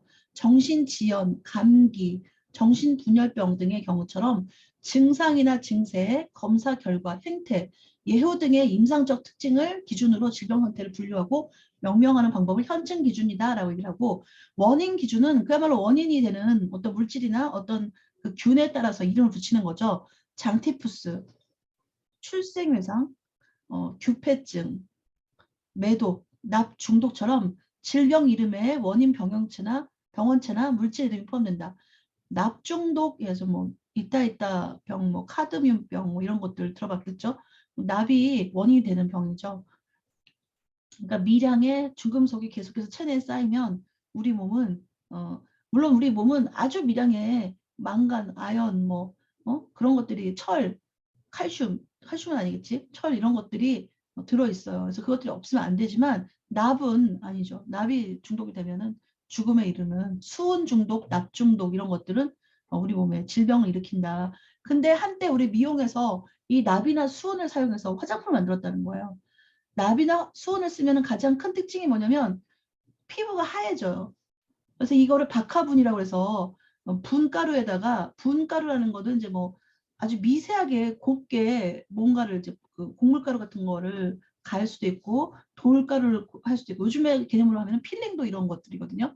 필링제가 다이아몬드 가루를 갈아가지고 이 그 각질층을 미세하게 갈아내는 거죠. 이렇게 비벼가지고 떨어내는 여기에 오래 묵은 각질 이런 것들을 그런 미세한 가루로 알갱이로 없애는 스크럽도 될 수 있고 그렇죠?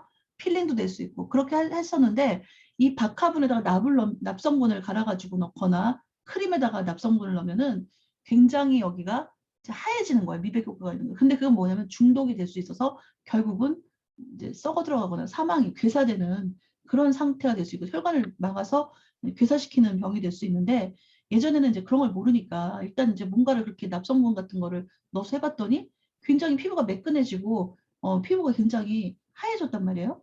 그러니까 좋다. 이거 굉장하다고 열풍이 일어난 적이 있었어요. 그래서 이제 그 박가분이라는 거는 옛날 우리나라 그 20년대나 뭐 30년대 배경으로 하는 영화에도 자주 등장하는 그 박물장수라고 하죠. 그런 사람들이 들고 다니는 분가루가 그 박가분이라고 해서 박간에서 만든 분인데 그 안에 납이 들어있다는 거죠. 그런 식으로 됐다는 얘기가 있고요. 또 한때 납이 어디에 쓰였냐면 염색제. 염색제가 사실은 어두운 색이나 이런 거 염색을 여기다가 이렇게 부착을 시킬 때 그 큐티클을 열고 들어가서 얘가 색소가 부착이 되게 하는 데는 이 중금속 쪽 그게 가장 효과가 좋다고 얘기를 해요. 이것들이 있으면 착 달라붙어갖고 잘 빠지지 않으니까 굉장히 인기가 있었죠. 그런데 지금은 이 납이 몸에 좋지 않은 걸 알기 때문에 은 성분을 써요. 나노 뭐 성분 해가지고 은 같은 것들은 이제 몸에 남지 않고 뭐 배출된다라는 거죠. 그래서 이게 대신 더 고가겠죠. 납은 좀 싸고 그런 건 더 좀 비싸고 뭐 그렇게 얘기를 하고 있어.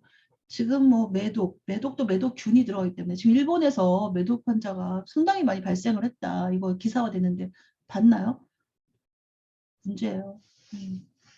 규폐증 여러 가지 이런 것들이 원인 기준이 될 수 있고 현증 기준 이렇게 질병을 나눈다라는 거 상식적으로도 좀 알아뒀으면 좋겠고요. 역학적 분류 기준, 역학 이렇게 얘기를 하는데 이거는 이제 질병의 발병 원인을 찾는 것이기 때문에 발병 원인이나 발생 위험 요인 등을 효율적으로 찾아내는데 유용한 기준이면 된다.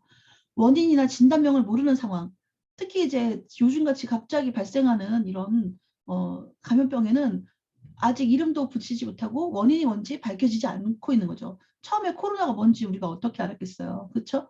그렇게 모르는데 누군가 증상이 있어요. 그러면 이 사람이 이게 지금 자기 혼자만 걸리는 병인지 누구에게인가 전파하는 병인지를 알아내는 게 역학이 있잖아요. 그래서 우리가 역학 조사 결과 이런 걸 많이 뉴스에서 들었을 거예요. 거꾸로 찾아 올라가는 거예요. 이 사람이 그동안에 만났던 사람들 또는 있었던 장소 또는 뭔가 만졌던 물건 그리고 먹었던 것들 그런 걸 다 조사해서 원인이 무엇인지 찾아내는 거죠. 그거를 이제 세균 검사도 하고 바이러스 검사도 하고 여러 가지 검사를 하는 거죠. 그래서 그 어떤 나라에서 어떤 균에 노출되었길래 이렇게 그리고 어떤 루트를 통해서 감염이 되었고 또 그 사람 이 사람이 지금까지 만난 사람들은 누구이며 우리가 이제 그래서 뭐 밀접 접촉자 또는 뭐 단순 접촉자 이런 거로 분류가 돼가지고 현재 뭐 PCR 검사를 받는다든지 자가격리를 한다든지 여러 가지 나오잖아요. 그게 이제 역학적인 거죠. 분류 기준인 거예요. 거꾸로 거슬러 올라가서 다 따져보는 그런 것들을 얘기하는 거죠. 그래서 이제 자연사를 기준으로 했을 때 호발 증상, 자연사는 그냥 자연이 죽는 거에 비해서 이 사람이 어떤 증상이 나타나고 또 어떤 치명률을 가지고 있고 어떤 예후를 띠는지 이런 것들을 다 조사한다는 얘기 지금 얘기했어요. 역학 연구에서 질병 상태 분류는 필수 요건인과 동시에 최종 도달 목표다. 이 사람이 무슨 질병에 걸렸는지를 알아내는 것이 가장 필수적이고 또 꼭 해야지만 되는 목표다. 이런 얘기예요. 건강보호의 책임에 대한 개념 변화라고 얘기를 했는데 자 고대 및 중세는 암흑기라고 할 수 있죠. 이런 때는 뭐 의학이 발달되지 않았다는 얘기죠. 그럴 때는 이 병이라는 걸 어떻게 생각하냐면 그냥 운명이다. 팔자다. 우리도 그랬잖아요. 그래서 예전에 너무나 이제 그 감염병에 걸거나 이러면은 그 동구밭이라고 그러죠. 동구밭. 마을 바깥에다가 그냥 던져놨다는 얘기죠. 그래서 왜 그 뭐죠? 그 전설의 고향 같은 거 보면은 본 적 있나요? 전설의 고향? 여러분은 그 세대도 아니고 재방송 세대도 아니지만 들어는 봤을 것 같아요. 전설의 고향 해가지고 옛날 TV에서 맨날 하던 거 있어요. 되게 재밌어요. 막 내 다리 내놔, 막 내 다리 내놔 이렇게 쫓아다니는 그런 것도 나오고 주로 귀신, 뭐 구미호, 도깨비 이렇게 우리가 상식적으로나 또는 이제 현상적으로 이해가 안 되는 것들은 굉장히 신적이거나 미신적으로 치부를 하고 넘겼다는 얘기예요. 자, 그래서 그렇잖아. 인간이 이해가 되면은 아까 말했잖아요. 뭐왜 그럴까? 이해를 하면 끝나는 일인데 이해가 안 되면 거기서부터 이제 무서움이 발생하는 거예요. 공포가 발생하는 거예요. 이해할 수 없는 현상에 대해서는 굉장히 인간들은 공포를 느끼고 나약해져요. 그래서 또 어떻게 되냐면 그냥 뭔가 알 수 없는 존재 탓으로 밀어버려요. 그게 미신적이죠. 그래서 예전에는 질병 원인을 뭐 현미경을 들여다봤겠어요? 수술을 했겠어요? 어떻게 했겠어요? 알 수가 없죠. 그러니까 어떻게 생각하냐면 그냥 쟤는 어쩔 수 없기 때문에 어쩔 수 없는 거다. 모르니까. 그래서 이렇게 운명적으로 발생을 했다는 거죠. 그래서 뭐 무당을 부르든가 굿을 한다든가 아니면 너무 무서워서 가둬놓아버리고 그냥 격리시켜버리는데 죽든지 살든지 격리시켜놓는다든가 뭐 그런 식으로 했기 때문에 전설의 고향 같은 데 보면은 막 아픈 사람을 어디다가 막 밥도 안 주고 가둬놓은 거예요. 옮길까 봐 무서워서. 그래서 거기서 비참하게 죽어서 그 한이 뭐 귀신이 돼가지고 복수를 한다든가 막 그런 내용이 되게 많아요. 근데 그게 이제 예전에 있었던 일들이 그런 경우겠죠. 금세기 전반이라고 하는데 이제 거의 현대와 근대까지 왔을 때는 건강이 손상되었을 경우는 본인 책임이다. 이렇게 된 거예요. 운명론을 따지다가 그냥 아 운명이야 라고 뭔가 알 수 없는 존재의 탓으로 미뤘다가 이제는 네 탓이야. 네 개인 탓이야. 네가 왜 제대로 관리를 안 했어. 네 건강을 네가 책임지지 못했고 네가 병에 걸렸잖아. 그래서 예전에는 병에 걸린 사람은 죄인같이 생각하는 경우가 있었다는 거예요. 병에 걸린 게 안타깝고 이제 지금은 개념을 알까 바이러스 탓이야. 또는 어떤 뭐 우리가 뭘 잘못 먹고 물을 잘못 먹었고 어떻게 보면 또는 이제 국가에 또 배상 책임을 돌릴 수도 있어요. 여기에 원전이 들어왔다든가 여기에 무슨 그 뭐죠 그게 이렇게 산 같은 데 있는 그 전선 고압전류 탑이 지나가는 곳 밑에는 그 마을 사람들이 암에 많이 발생을 한다든가 이러면 우리가 그걸 다 밝혀내잖아요. 요즘에는 소비자 연대라든지 또 그런 어떤 기구들이 많이 있잖아요. 거기서 갑자기 한 마을에서 여러 명이 암에 걸렸다든지 여러 명이 어떤 병에 걸리면 그거에 대해서 조사를 다 해요. 그래서 아 여기에 저것 때문에야 하면 나라에서 이제 또 아니라고 할 수도 있고 반대 얘기를 할 수도 있고 또는 맞다고 인정이 되면 거기에 대한 보상을 받을 수도 있고 그렇잖아요. 하천에 어떤 물이 흘렀는데 그 근처 사람들이 유달리 어떤 병에 많이 걸렸다. 알고 보니까 어떤 공장에서 폐수를 밤마다 몰래 거기다 방류를 했다. 방류를 했다. 그래서 여기 사람들이 그 하천의 물을 먹고 또는 그 발생 수원지에서 흘러내려오는 그 물을 정수를 해서 먹었지만 밑에 거기 마을 사람들 전부 다 이상이 생겼다든가 지하수를 먹었는데 그 지하수를 통해서 오염이 되었다든가 이럴 경우에도 책임 배상 같은 것도 할 수 있고 여러 가지 있잖아요. 그러니까 그동안 그만큼 지금 현대는 원인을 그래도 어느 정도는 분류할 수 있고 알아낼 수 있는 기술이 발전을 하고 있다는 얘기고 또 개념도 그만큼 발전을 했다는 얘기예요. 그런데 이전에는 그런 것들이 없기 때문에 질병은 그냥 운명이거나 개인의 탓이다라고 이렇게 떠넘겼다는 얘기가 되겠죠. 자, 그래서 아까 48년은 어떤 해예요? WHO에서 건강의 정의를 밝힌 해이기도 하고 그래서 세계 인권이 선언된 해예요. 그래서 세계 인권이 48년이면 광복이 45년이었고 6.25가 50년이거든요. 그 사이네요. 그 시기에 인간은 누구나 태어날 때부터 건강을 향유할 권리가 있으며 국가, 사회는 이런 권리를 보장할 의무가 있다라고 인권 선언을 했어요. 이게 지금은 너무나 당연한 개념이고 이거 뭐 당연한 거 아니야? 인간 누가 태어나면 다 건강할 권리가 있지. 우리가 건강해지려고 노력하고 건강을 지킬 권리가 있고 또 내 건강을 해치는 어떤 존재가 있으면 국가나 사회로부터 배상을 받을 수 있고 우리가 보장받을 수 있는 거 아니야? 라고 얘기를 하지만 이 이전까지는 그렇지 않았다는 얘기죠. 근데 이 세계 인권 선언이 뭔가 이게 딱 정리를 하면서 그쵸? 뭐 세련되진 현대화된 건강 개념과 어떤 이런 것들이 생겼다는 얘기죠. 우리나라 헌법 제10조에는 이렇게 되어 있다고 합니다. 모든 국민은 인간으로서 존엄과 가치를 가지며 행복을 추구할 권리를 가진다. 행복추구권. 국가는 개인이 가지는 불가침의 기본적 인권을 확인하고 이를 보장할 의무를 진다. 불가침의 기본적 인권에 건강이 해당된다는 얘기죠. 그래서 현재 우리가 나라로부터 여러 가지 이제 그 보호를 받거나 대신에 우리도 그만큼 우리가 아까 말했지만 개인의 권리나 권한이라는 게 강하죠. 국민은 인간으로서의 존엄과 가치와 행복 추구권을 가지기 때문에 개인의 어떤 권리가 보장이 되지만 감염병 같은 경우에서는 개인의 권리보다 국가의 개입이 먼저예요. 국가가 다수의 공공의 이제 요즘에는 이제 그거를 이제 그 다수라는 거는 개인과는 반대되는 개념이잖아요. 배치되는 개념이잖아요. 근데 이렇게 그 다수의 어떤 그 건강이나 공익이 요구될 때는 개인의 권한은 잠시 뒤로 밀린다. 그래서 감염병이 발생했을 때 자가격리나 격리 조치가 가능한 거고요. 자가격리는 조금 더 온순한 개념이고 너무나 이제 그럴 때는 격리까지도 가능한 거예요. 근데 공공의 어떤 이익을 위해서 다수의 이익을 위해서 그렇다는 얘기죠. 어쨌든 간에 우리나라 헌법의 10조에는 이렇게 해당되어 있고 세계 인권 선언이 이렇게 만들어졌다. 그리고 헌법 제34조와 제36조 법적으로 보장된다는 건 중요한 얘기예요.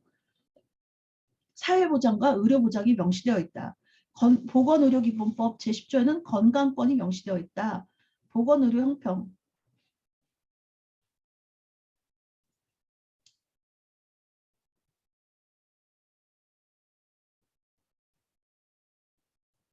지금 이거 내가 기록 다시 하고 하는 건 맞겠죠?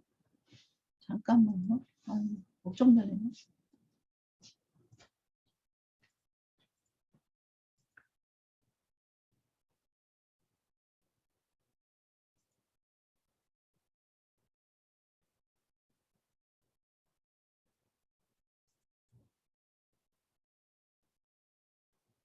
그렇게 되고 있죠.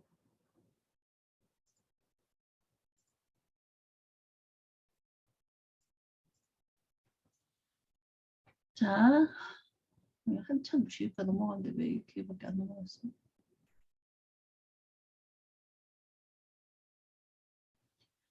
동등한 건강 요구에 대한 가용 서비스의 동등한 접근, 분포, 지역 접근, 동등한 건강 요구에 대한 동등한 이용, 여러 가지 이렇게 얘기들이 있는데 오늘날은 개인이 건강을 전적으로 책임지지 않고 아까 근대까지는 개인의 일이다라고 얘기를 했다는데 현대에는 건강이 전적으로 개인 책임은 아니고 사회의 주체적 책임 하에서 건강 위험을 방지, 충분한 여력, 저항력을 가진 적극적인 건강 확립을 위한 사회적 뒷받침이 요구되고 있다. 사회가 뭔가 개입도 할 수 있고 또는 통제도 할 수 있고 컨트롤할 수 있고 개인이 물론 자기 위생이나 자기 개인 건강은 기본적으로 책임지지만 이렇다는 얘기예요. 그 얘기는 의료보험법이라는 게 있기 때문에도 그래요. 의료보장이 아까 명시됐다는데 우리 사회가 상당히 평가가 좋은 것 중에 하나가 의료보험이에요. 미국도 의료보험법이 제대로 안 돼 있어서 가난한 사람들은 병원에 한번 가려면 우리가 이제 외국에 유학 가거나 이민 갔을 때 가장 문제시되는 게 이 의료보험이거든요. 아플 때 병원에 가면 수술비가 뭐 막 몇 천만 원에서 몇 억까지도 나올 수 있다는 얘기예요. 근데 우리는 그렇진 않거든요. 우리는 굉장히 많은 금액을 국가에다가 이제 의료보험을 물론 의료보험료를 매달 내고 있지만 전 국민이 의료보험을 내기 때문에 의료보험만큼은 전 국민이 다 내고 있어요. 그렇기 때문에 그 돈에서 일정 부분 보험 혜택을 잘 받고 있고 이게 굉장히 여기에 대해서는 정말 너무나 할 말이 많아요. 의료보험법이 처음 만들어졌을 때는요. 의사들이요. 그 전까지는 굉장한 기득권이고 현재까지도 의사들은 굉장한 기득권이에요. 일단 수입이 많잖아요. 그렇죠?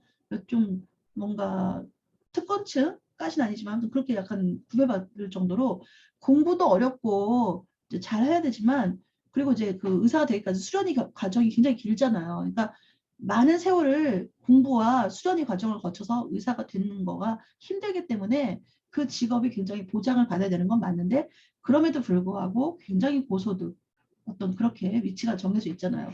근데 더 옛날에는 더 그랬죠. 지금은 그래도 의사들이 많이 나온다고 하고 지금 너무 많지 않냐까지 얘기를 하고 있지만 예전에는 처음에 의사 이렇게 공부했을 때 얼마나 몇 명밖에 안 했을 거 아니에요. 그러니까 그 사람들이 다 돈을 벌었다는 얘기죠.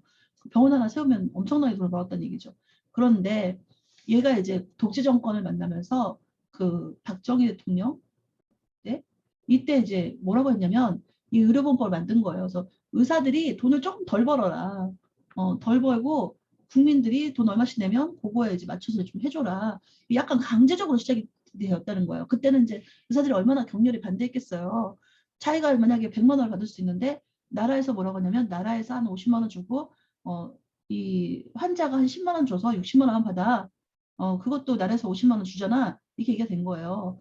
의사들은 아니다. 나는 100만 원 받을 건데 왜 나라가 개입해가지고 돈을 이렇게 조금 받아라 마라 그러냐. 전체 의사를 앞으로 계속 그렇게 얘기를 한 거예요. 맹장 수술하는데 100만 원이 들었으면 맹장 수술 앞으로 50만 원 나라에서 줄 테니까 환자한테 10만 원만 받아. 이렇게 된 거예요. 법적으로 만든다는 거예요. 그러니까 이제 의사들은 격렬하게 반대를 했겠죠. 근데 의사들한테 뭐라고 했냐면 그러면 한시적으로 한 20년만 그렇게 받아. 그러면 20년 후부터는 조금씩 계속 올릴게. 나라에서도 조금씩 더 몇 프로 더 올리고 환자도 몇 프로 더 올리는 걸로 해가지고 할게라고 했다는 거예요. 그런데 정권이 바뀌고 어쩌고 저쩌고 하면서 이제 고스란히 유지가 되는 거죠. 안 그러면 이제 물가가 올라가니까 보험료를 자꾸 올리고 나라에서 자꾸만 뭘 하면 모든 게 변하잖아요. 그러니까 나라에서 올려줄게라고 처음에 말을 했지만 정권이 바뀌고 대통령이 바뀌고 난리가 났으니까 안 바꿔준 거죠.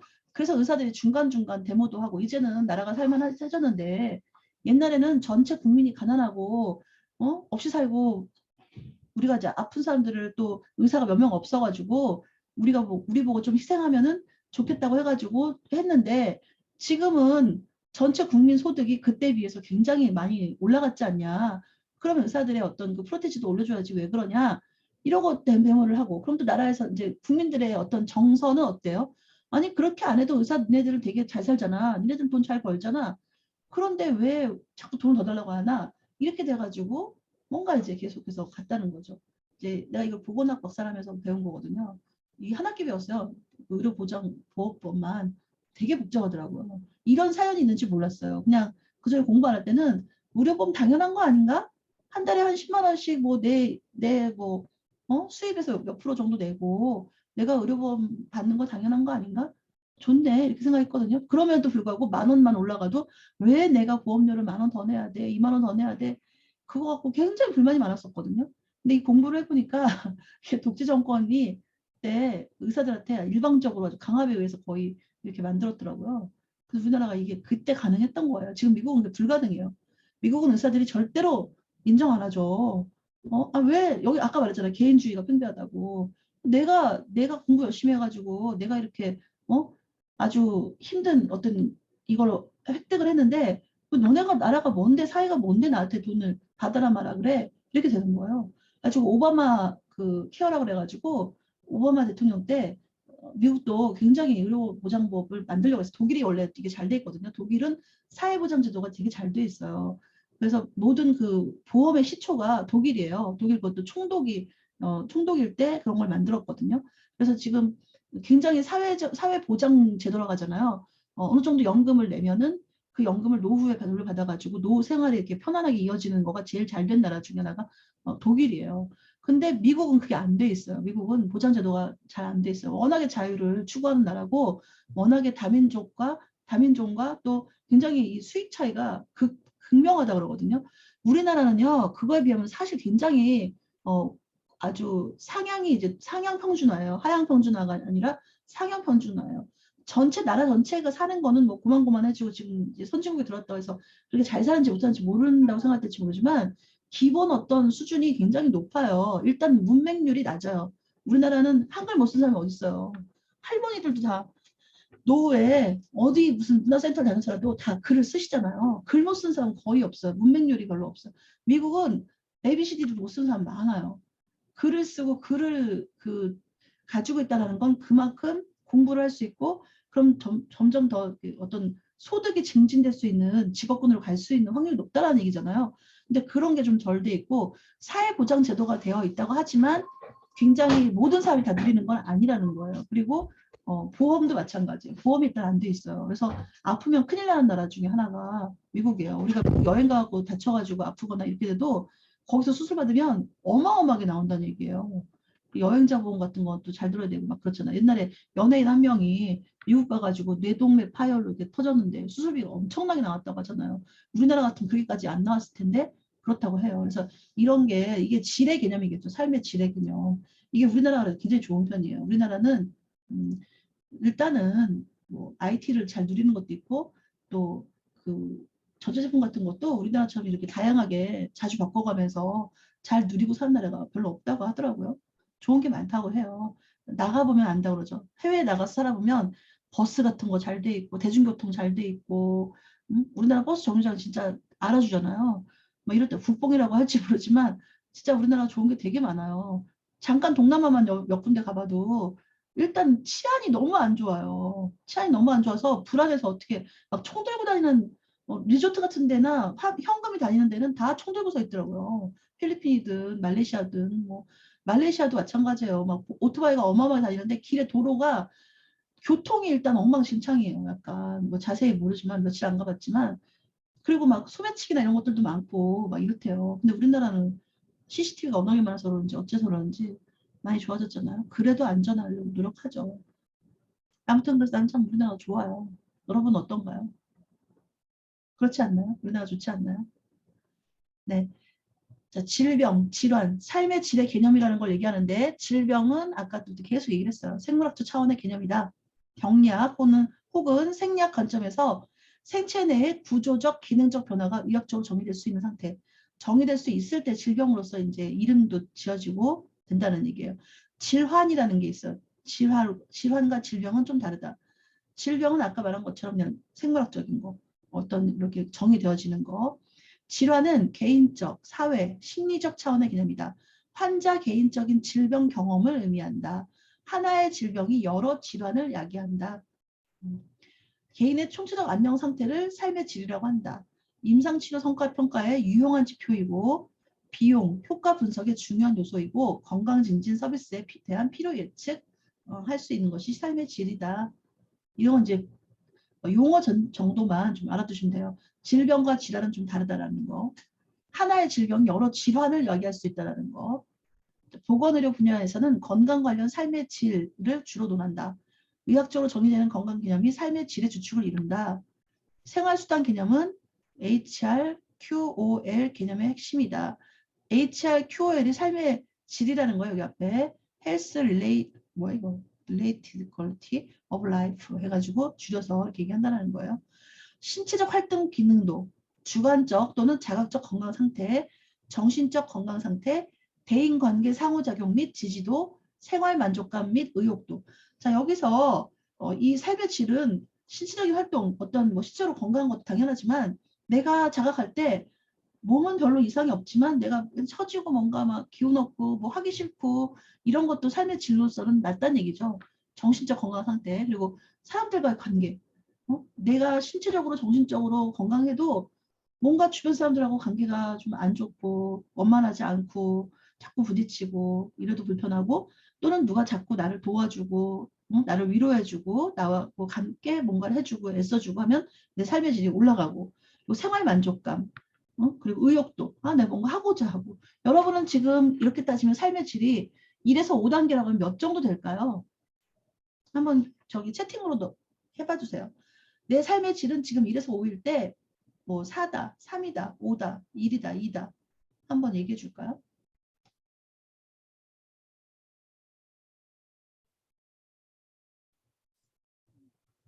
채팅. 뭐 건우는 상당히 괜찮은 편이네요. 나는 요즘에 한 3 정도 되는 것 같아요. 방학이 이제 그 종강이 다가오다 보니까 그냥 쏘쏘 이 정도인데, 모르겠어요. 방학을 하고 나면 4로 올라갈 것인지. 사실 방학을 하면 이번 방학에는 여러분은 어떤 계획인가요? 2학년 2학기 마지막 방학도 아니죠. 이제 졸업이죠. 내년 2월에 졸업이고, 종강이 여러분에게는 일단 이제 지금 학생 신분으로서는 마지막이고, 물론 전공심화 과정에 올 수도 있겠지만 일단 전문학사 과정에서는 마지막인데 어떤가요? 나는 이번 방학에는 무슨 일이 있어도 여행을 가겠다 작정을 했거든요. 그래서 힘들어도 백신도 다 맞고 뭔가 이제 꼭 어디 여행 가야겠다고 계획도 다 세워놨어요. 그런데 갑자기 또 이렇게 돌파 감염 어쩌고 해가지고 3차를 지금 만에 하는 시점이라, 3차를 맞고 갈 수 있을까? 맞아야만 할까? 막 이런 갈등이 생기네요. 그래서 조금 생활 만족감이 약간 떨어진 상태예요. 그리고 요즘에 자꾸 꿈자리도 약간 뒤숭숭하고 그래요. 그래서 신체적 활동도 겨울이 이제 추워지다 보니까 갑자기 요 며칠 추웠잖아요. 어제부터. 그래서 약간 좀 기능이 약간 떨어지랑 말랑 하는 것 같아요. 여러분은 지금 어느 정도 상태인지 또 얘기해 줄 수 있는 사람 얘기해 주세요.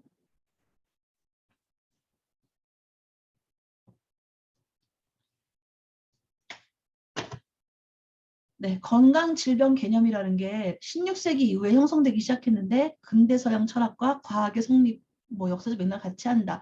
데카르트 많이 들어봤죠? 데카르트는 철학자예요.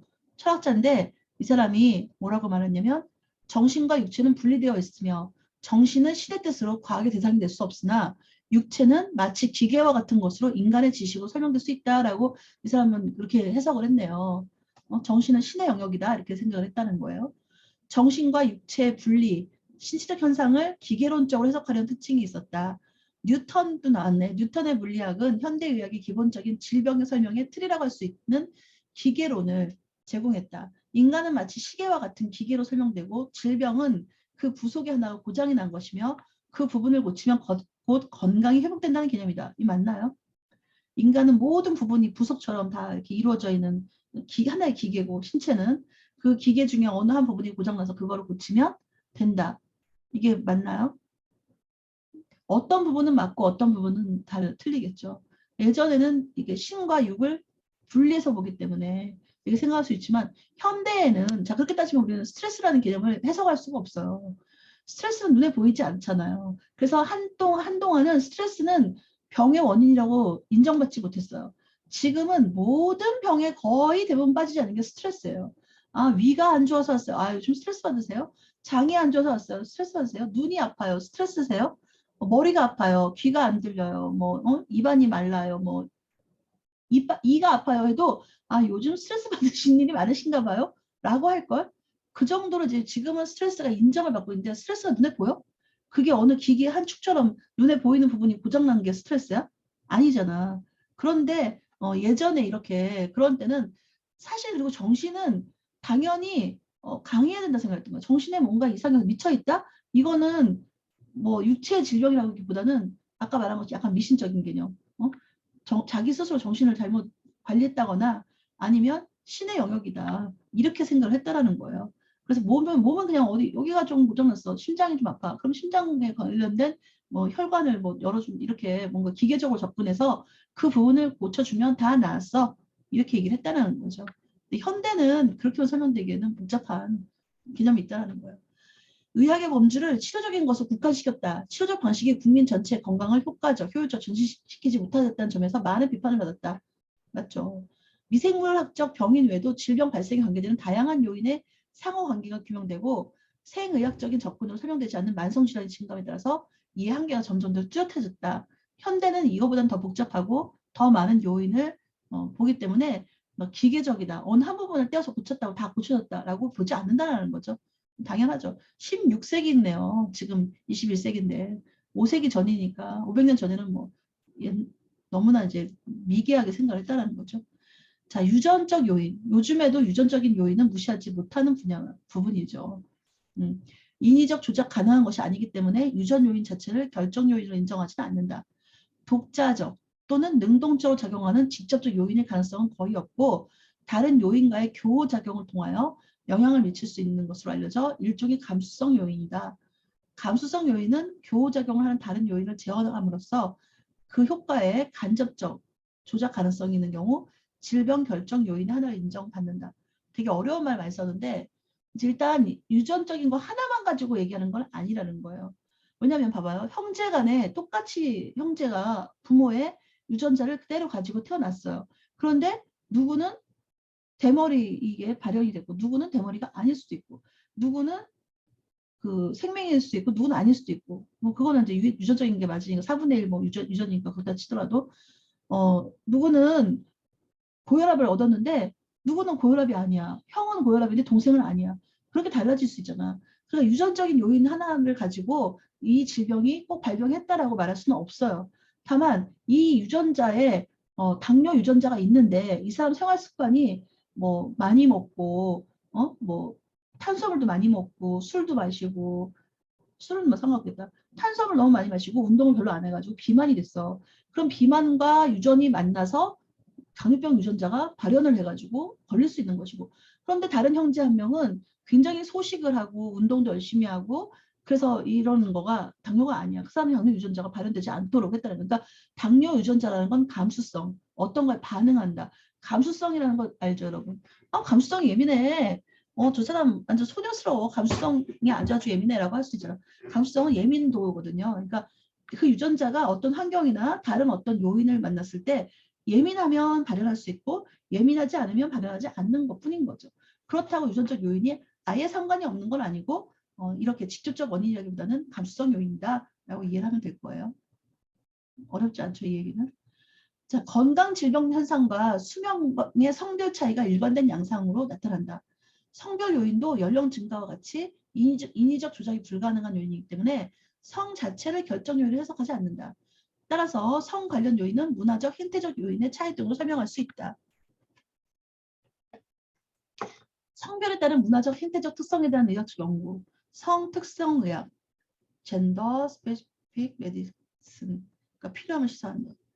자, 이 성도 여자라서 꼭 그 병에 걸리고 남자라서 그 병에 안 걸리고 이런 건 아닌데 그렇지만 아주 영향이 없는 요인은 아니라는 거예요. 그래서 병원에 가면 쓰는 항목이 있잖아요. 거기서 일단 기본적으로 뭐 이름 먼저 쓰고 성별 어느 항목이나 성별이라는 걸 쓰잖아요. 나이도 꼭 쓰지요. 그러니까 나이도 나이 들어감에 따라서 질병의 요인이 발생 빈도가 높아지거나 조금 더 영향을 노하는 분명히 질병과 상관이 있기 때문에 영향을 받는다라고 생각을 해요. 근데 나이가 많아서 꼭 병에 걸리고 안 걸리고도 아니잖아요. 나보다 나이 많은 사람이 나보다 건강할 수도 있는 거잖아요. 그렇죠? 그렇기 때문에 그게 아까 말했듯이 유전이라든가 성별이라든가 나이라든가 이렇게 바꿀 수 없는 거, 그냥 타고나는 거, 태어나서 그대로 존재하는 것들은 그것이 직접적 영향은 아니지만 어떤 감수성 요인이 될 수도 있고 이런 식으로 요인이 될 수는 있기 때문에, 잠정적으로 요인이 될 수 있기 때문에 이것들에 대한 연구는 필요하다. 여자 남자 중에서 누가 더 병에 많이 걸리고 또 연령대에 따라서 어느 연령대가 또 이 병에 잘 걸리고 이런 연구들은 계속 활발하게 이루어져야 한다는 얘기예요.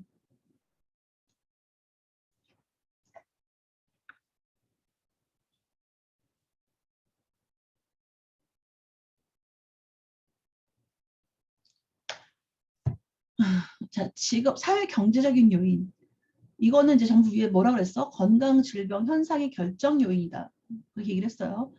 자, 아까 말했듯이 직업 유무 및 종류, 주거, 작업 환경, 교육 수준, 재산 보유 정도, 가족 상태 등이 있다. 이런 것들 우리 설문지 같은 거 할 때 뭐 40대 남성에게 주로 뭐 발생하는 질병이라든지 아니면 뭘 볼 수 있냐면 미용실에 오는 여성들, 뭐 중년 여성에게 가장 많이 받는 어떤 그 종류 이런 걸 조사한다. 그러면 이 사람의 나이 40대인지 뭐 50대인지 이것도 조사할 거고요. 물론 이제 그 정도 또래들로 보이는 사람 조사하겠지만, 아니면 그냥 몇 대라고 나이 정하지 않고 미용실 방문 고객에게 가장 많이 하는 뭐 그 시술 형태는 이런 조사를 했어요. 그러면 이 사람 몇 살인지 20대 여자인지 남자인지 무슨 직업 학생인지 직장인인지 이 사람이 한 달 수입이 뭐 200만 원대인지 300만 원대인지 이런 것도 다 조사를 해서 그 조사한 수준, 그 사람 대학교를 나왔는지 뭐 고졸인지 뭐 대학원 졸업인지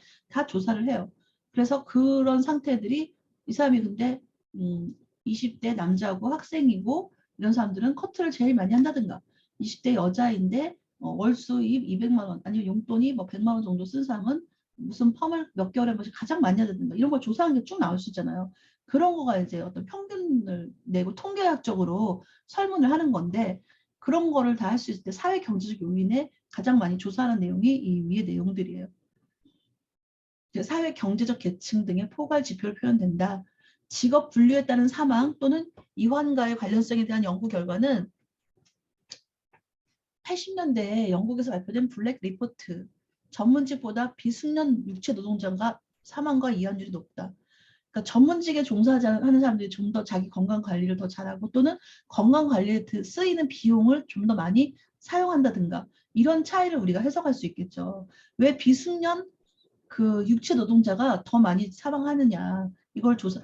똑같은 40대인데 그 육체 노동하는 사람보다 이 전문직에 뭐, 그러니까 앉아서 화이트 컬러라고 얘기하고 블루 컬러로 얘기한다면 화이트 컬러가 블루 컬러보다 더 오래 산다, 수명이 더 길다, 이런 걸 조사했다는 거죠.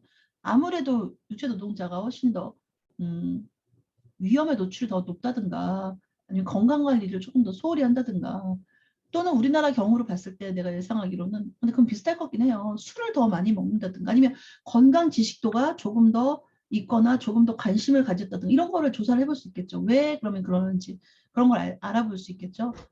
1990년대 중반에 시행된 사회 경제적 수준과 건강 수준과의 관련성에 대한 사회 경제적 계층에 따라 발생하는 질병의 양상도 차이가 있음을 보고했다라고 얘기를 하고 있어요. 생활 습관 및 건강 행태 요인, 이것도 굉장히 크겠죠. 아까 위에서 얘기한 나이, 뭐 성별 여러 가지 있겠지만 그것보다 생활 습관 및 건강 행태 요인을 요즘엔 더 많이 볼 수 있겠죠. 흡연, 신체 활동 및 운동 지수, 운동 빈도, 강도 그런 거 따지겠죠. 일상생활 어떻게 일상생활 하는지 뭐 그런 습관 같은 거, 음주, 식이, 먹는 거 되게 중요하죠. 자기관리, 실천행위. 자기관리 실천행위는 자기의 스트레스를 관리하기 위해서 무엇을 하는가, 그런 것들이겠죠. 사회활동, 직업이 있고 없고, 작업 형태 등이 포함된다. 질병 발생의 중요한 결정 요인이라고 요즘엔 알려지고 있다. 그래서 나는 여러분들이 취업을 가면은 내가 가장 이제 말하는 것 중에 하나가 뭐냐면, 미용사도 자기 관리를 분명히 해야 된다. 그래서 나는 우리 이제 피부미용도 마찬가지고 헤어미용도 마찬가지일 텐데요. 미용하는 사람들이 육체를 움직여서 일단은 자기 몸을 가지고 다른 사람의 건강을 직접적으로 관리하는 직업이잖아요. 그렇기 때문에 직업병이 많아요. 뭐 허리가 아프다든지 어깨가 아픈 건 기본이고 손목이 아프다든지 피부 질환이 발생한다든지 또는 이제 그 대인 관계가 어렵다. 아까도 대인 관계가 삶의 질에 영향을 끼친다고 했잖아요. 직장 동료들 간의 관계 같은 것들이 나의 정신적 어떤 신체적인 능력에 영향을 끼친다라는 거죠. 질병에. 그래서 나는 자기 스트레스 관리를 잘하길 바라서 자기 뭐 자가 관리도 굉장히 중요하다고 생각을 해요. 예를 들어서 우리가 지금 피부에서 보내는 업체에서는 자기 관리비를 주거든요. 그래서 오전에 쓰면 자기 관리를 할 때 쓰면 20만 원을 주고 있고요. 그렇지 않으면 10만 원을 준다고 하더라고요. 한 달에. 그래서 그거는 이제 영수증 처리를 하는 거예요. 내가 헬스를 끊었다. 그럼 그 영수증을 가져가다 주면 그만큼 돈을 주고 필라테스나 뭐 운동 같은 걸 오전에 한다든가 영어나 이렇게 자기 관리를 하기 위한 뭐 배우는 행동들 그런 취미생활을 하기 위한 행동들 같은 데는 20만 원씩 지급받고 뭐 밥을 맛있게 먹는다든가 영화를 본다든가 관람을 뭐 공연 관람을 한다든지 뭐 이런 것들을 위해서 내가 스트레스 해소하는 데는 한 10만 원 정도를 지급하더라고요. 그게 이제 복지에 관련된 건데 그만큼 건강이 미용사들에게 얼마나 중요한지를 의식하고 있고 인식하고 있는 회사고 거기에 아낌없는 투자를 하겠다는 얘기죠. 직원이 건강해야 이 사업체가 잘 꾸려질 수 있다는 걸 이해하고 있는 거고 미용사가 자기 관리를 하는 게 얼마나 중요한지를 이해하고 있다는 거예요. 근데 그런 게 굉장히 좀 세련된 태도고 그런 게 요즘에는 사회적인 어떤 이런 책임이 있다고 하는데 직업이 매우 중요하기 때문에 직장에서의 이런 직원 관리가 나는 중요하다고 보고 있어요. 헤어 쪽에서는 내가 옛날에 느꼈던 게 뭐냐면 복지가 잘 돼 있는 데는 그 우리 때는 퍼마넌트 했을 때 그 파지 같은 거 있잖아 습지 그거를 저녁에든 뭐 시시때때로 그거 막 빨아가지고 고무줄이랑 그런 거 막 머리카락 엉켜있고 한 거 이거 빨아가지고 십자 형태로 이렇게 엇갈리게 안 겹치게 이렇게 막 이렇게 해서 이렇게 놓고 한쪽에 말리고 고무줄 따로 빼고 뭐 핀셋 빼고 뭐 이거 뭐야 이거 고무줄 자국 안 나게 하는 거 있잖아. 그거 다 따로 빼고 막 바빴거든요, 되게. 물론 그게 잠깐 앉아서 쉬는 시간이 되기도 해요. 그 시간 없으면 계속 서 있어야 되니까 수건 개거나 뭐 그런 거 정리하는 시간이 사실은 잠깐 앉아서 이제 그 일 핑계 대고 잠깐 쉬는 시간이어서 깨소금 마시기도 했지만 어쨌든 그거 바쁠 때는 그거 개는 게 일이고 참 손 퉁퉁 불어가면서 그런 일 했던 기억이 나거든요. 그런데 요즘에는 여기 손목에 딱 자기 개인 그 스치통이 딱 이렇게 차고 그 시계처럼 차고 거기서 이렇게 빼가지고 일회용으로 쓰고 버리더라고요. 그래서 참 많이 세련되졌구나 이런 걸 몇 년 전에 느꼈고 또 수건 같은 경우도 그 날마다 그 수건 돌려가지고 미용실이든 피부든 그 수건 나오는 게 일이잖아. 피부는 해면이나 이런 거 나오는 게 더 일이 그것도 정말 일이 많거든. 수건 어마어마하게 나와 피부는 말할 것도 없어. 그런데 헤어도 수건이 상당히 많이 나오잖아요. 근데 그걸 빨아가지고 또 이만큼 그 들어가지고 무겁게 들고 응? 어디 만약 지하인데 뭐 5층 꼭대기에 그 빨래 말리는 데가 있으면 거기까지 올라가서 널어야 되고 그것도 또 아까 말했듯이 또 잠깐 쉬는 시간이긴 해. 잠깐 쉬는 시간이긴 하지만 오래 있으면 눈치 보이죠. 그리고 제일 곤란한 건 이제 장마철. 우리나라한테 장마철이 있기 때문에 비가 오거나 이러면 냄새 나고 몇 날 며칠 못 말려가지고 꿉꿉하고 이럴 때는 뭐 세탁소에 보내고 이랬는데 요즘에는 세탁소에서 와서 그냥 다 수거해서 가고 다 다시 뭐 가운까지 딱딱딱 개져서 비닐 포장까지 딱 돼가지고 오니까 너무너무 일이 줄어들었겠더라고요. 그런 것들도 상당히 직업적인 어떤 건강과 밀접한 관계가 있다고 생각을 해요. 그래서 많이 세련돼지고 있다라고 느끼고 있어요. 그렇죠? 라롱드라는 사람은 29년부터 출생한 사람이시네요. 지금 몇 살이에요, 그러면? 100세 가까이 됐다는 얘기네. 그렇죠? 돌아가셨겠죠. 근데 왜 이게 물결 표시야? 이거 몇 년 전 자료이긴 한데 최근에 돌아가셨을 수도 있죠. 라롱드라는 분은 생물학적 요인, 환경 요인, 생활 습관 및 보건 의료 체제의 4가지 건강 결정 요인 중에서 생활 습관 요인이 건강에 가장 많은 영향을 미친다고 보고했다. 아까 말했지만 흡연, 음주, 그리고 운동하고 안 하고 먹는 거, 자기 관리 이런 것들이 굉장히 사회활동 하는지 안 하는지. 그래서 은퇴 이후에 갑자기 급격히 건강이 나빠질 수 있기 때문에 요즘에는 직장인들은 뭐 만 58세, 뭐 60세 이렇게 하고 우리 교수들은 65세거든요. 근데 이렇게 은퇴를 하고 난 다음에 제2의 인생이 3, 40년 동안 쭉 이어진다고 보는 거예요. 30년 정도는. 그래서 그때 100살 넘으신 어떤 남자 교수님이신데 지금도 현존에 계신데 아, 대단하시더라고요. 그분 지금도 강연 다니시고 교수님이셨다가 은퇴하셨는데 그분이 그래요. 친구분들은 80대 때 다 돌아가셔가지고 본인은 지금 친구가 없죠. 100살이 넘으셨으니까 100 몇 살이셔. 근데 그분이 그렇게 얘기하시는 거예요. 나 이렇게 오래 살 줄 알았으면 65살 때 은퇴했을 때부터 더 촘촘하게 계획을 세웠을 텐데 그 얘기를 하시더라고요. 그래서 나도 은퇴가 이제 한 뭐 15년 남았는데 14, 15년 남았는데 그거를 이제 생각하면서 요즘에는요 한참 일할 때는 은퇴 같은 건 생각도 안 해. 그냥 올해 무슨 일을 어떻게 잘할까? 올해 어떤 목표를 특히 여러분의 취업을 가지고 올해 어떻게 취업을 시켜서 어떤 그 학생들이 몇 년 후에 어떤 원장으로 돼서 만들까? 이제 그런 생각, 거기에 어떤 보탬이 될까? 그런 생각들을 참 많이 하고 학생들한테 평상시에 뭐 어떻게 더 줄 게 뭐 있나 이제 그런 생각들을 많이 했거든요. 그러니까 막 일밖에 몰랐다 그럴까? 맨 일이야. 그리고 그 일에서 솔직히 말해서 7, 80%는 취업을 나가 있는 아이들을 위한 졸업한 이후의 아이들을 위한 그런 생각들이 더 많았던 것 같아요. 학교에서는 우선은 이제 이렇게 일을 해나가기 때문에 근데 코로나가 발생하면서는 어쩔 수 없이 이제 다시 졸업한 아이들한테 가야 되는 관심을 좀 돌려가지고 재학생들한테 지금 더 관심을 많이 두고 있는데 현재는 지금 취업한 아이들한테 솔직히 많은 관심을 못 두고 있어요. 이게 지금 학교가 더 일이 많고 그 대면 막 이렇게 코로나 때문에 너무나 이제 생각지도 못했던 일들이 많고 이러다 보니까 그러긴 한데 그래도 취업한 아이들한테 관심도가 좀 상당히 높은 교수 중에 하나거든요. 그랬었는데 요즘에는 무슨 생각이 드냐면 차츰차츰 그 은퇴 이후의 생활도 내가 좀 고민을 하고 있어. 그 전에 뭐 오래 못 살지 않을까? 막 이런 생각도 많이 했었는데 그 여러분들이 그 얘기를 해요. 요즘에는 90살까지는 기본적으로 계획을 다 세워야 된대요. 여러분 지금 몇 살이죠? 21살? 술을 많이 먹어야 24살? 이렇죠? 그러면 90살까지 생각하면 앞으로 한 70년. 70년의 세월을 여러분들은 더 살 수 있는, 더 살아야 되는 거잖아요. 나도 이제 뭐 43, 40년 이렇게 남는데 그 40년의 세월을 나도 길고 여러분도 길어요. 70년, 40년 절대 짧은 세월이 아니잖아요. 그 여러분은 이제 한 번 더 생각해야 돼요. 나는 이 시대를 지나왔기 때문에 그때 어느 정도 뭔가를 이뤄서 지금 어떻게 보면 안정권인 거죠. 안정권이지만 이 안정권을 40년 동안 이뤄나간다는 건 안정이 계속 된다는 건 지루하다는 얘기거든요. 그리고 그만큼 낙후되고 이렇게 내리막이라는 얘기예요. 사람이 성장하는 동안은 절대 낙후가 아니에요. 성장을 이렇게 하든 이렇게 가든 아주 미묘하게 성장을 하든 성장하고 있는 동안은 썩지 않는다는 얘기잖아요. 그런데 성장이 멈추는 순간 하락인 거거든요. 급하락이냐 서서히 하락이냐지만 어쨌든 하락이잖아요. 나는 이제 하락을 바라보면서 사실 더 이상 성장한다라는 거는 조금 모르겠어요. 무리가 따르고 내가 모험을 해야 한다는 얘기죠. 지금 뭐 갑자기 뭔가를 막 사업체를 벌리든가 뭘 한다든가 하면 무리수가 따르는 건데 난 그래서 앞으로 40년은 어떻게 하면 조금씩 성장하면서 나갈까. 적어도 조금씩 성장을 하다가 조금씩 하락하고 싶은 마음에 어떤 그런 그래프를 그리는 거고 여러분은 어때요? 여러분은 좀 많이 성장이 나가야죠. 많이 성장이 나가는 삶이 쭉 이어져야겠죠.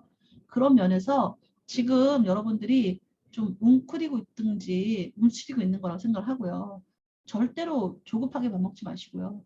아직도 너무나 창창하고 아직도 시작도 안 한 사람들도 많아요. 시작도 못한 사람들도 많아요. 근데 여러분은 적어도 시작도 했고 시작하려고 준비도 많이 하고 있고 지금 그런 상황이니까 절대로 이렇게 조급하게 밥 먹지 말고 천천히 잘 할 수 있었으면 좋겠고 잘하고 있다고 생각을 해요. 잘하고 있다고 생각하고 지금 피부반은 뭐 다 취업시켰다고 했잖아요. 마지막 한 명까지 샵인샵으로 저 지지난주에 지금 상당히 바빴어요. 지지난주에 저희 시아버님이 돌아가셔가지고 개인적으로 최병호 교수님 아버님이죠. 이미 돌아가셨어요. 지난주 월요일에 돌아가셔가지고 아니 토요일에 돌아가셔가지고 월요일까지도 발인하느라 정신이 없었고 여러분하고도 지금 그때 수업 그래서도 못했다고 말씀드렸는데 86세에 돌아가셨거든요.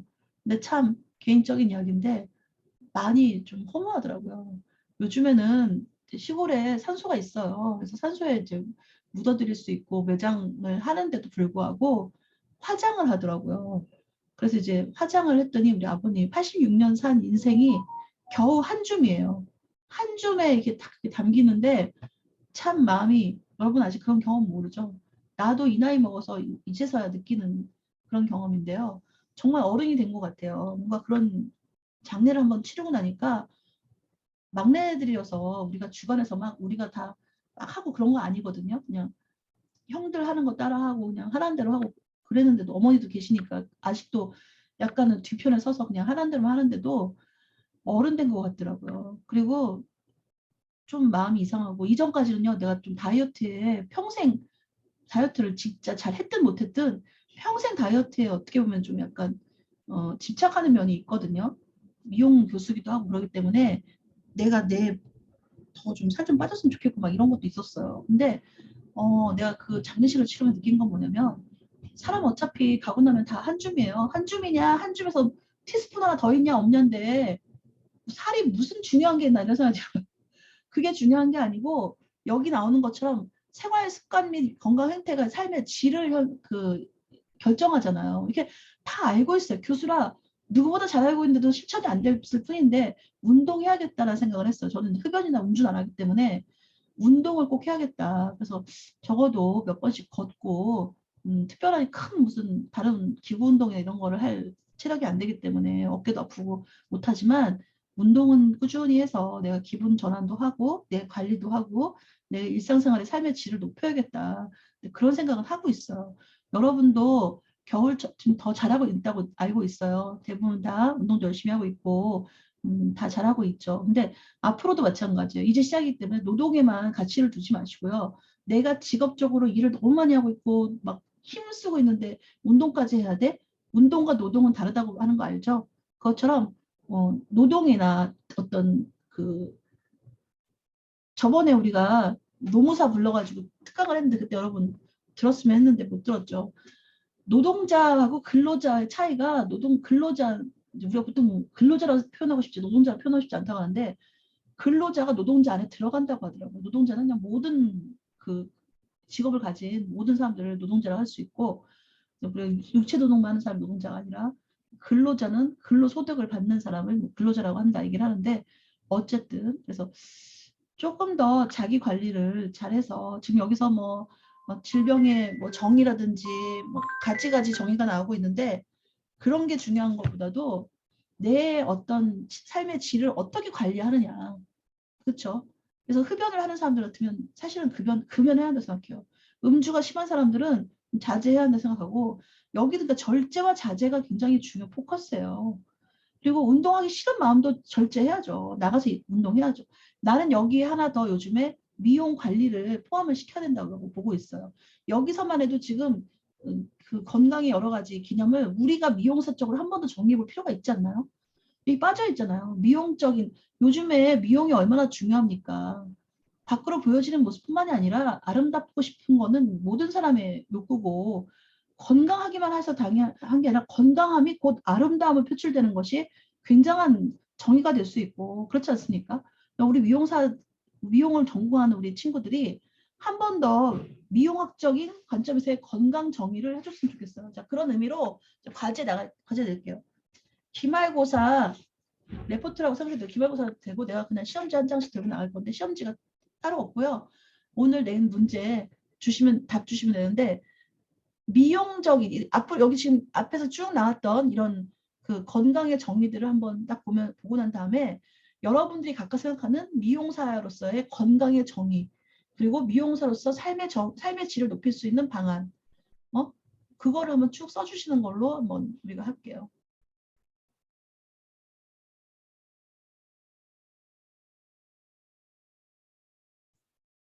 이해했나요? 문제는 내가 다시 한번 카톡에 남기도록 할게요.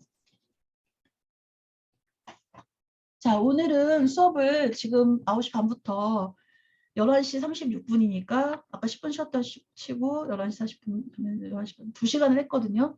근데 지금 1시간 분량이 녹화가 안 됐어요.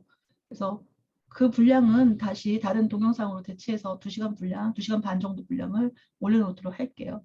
오늘 수업은 여기까지 하도록 할게요. 괜찮나요? 더 할까요?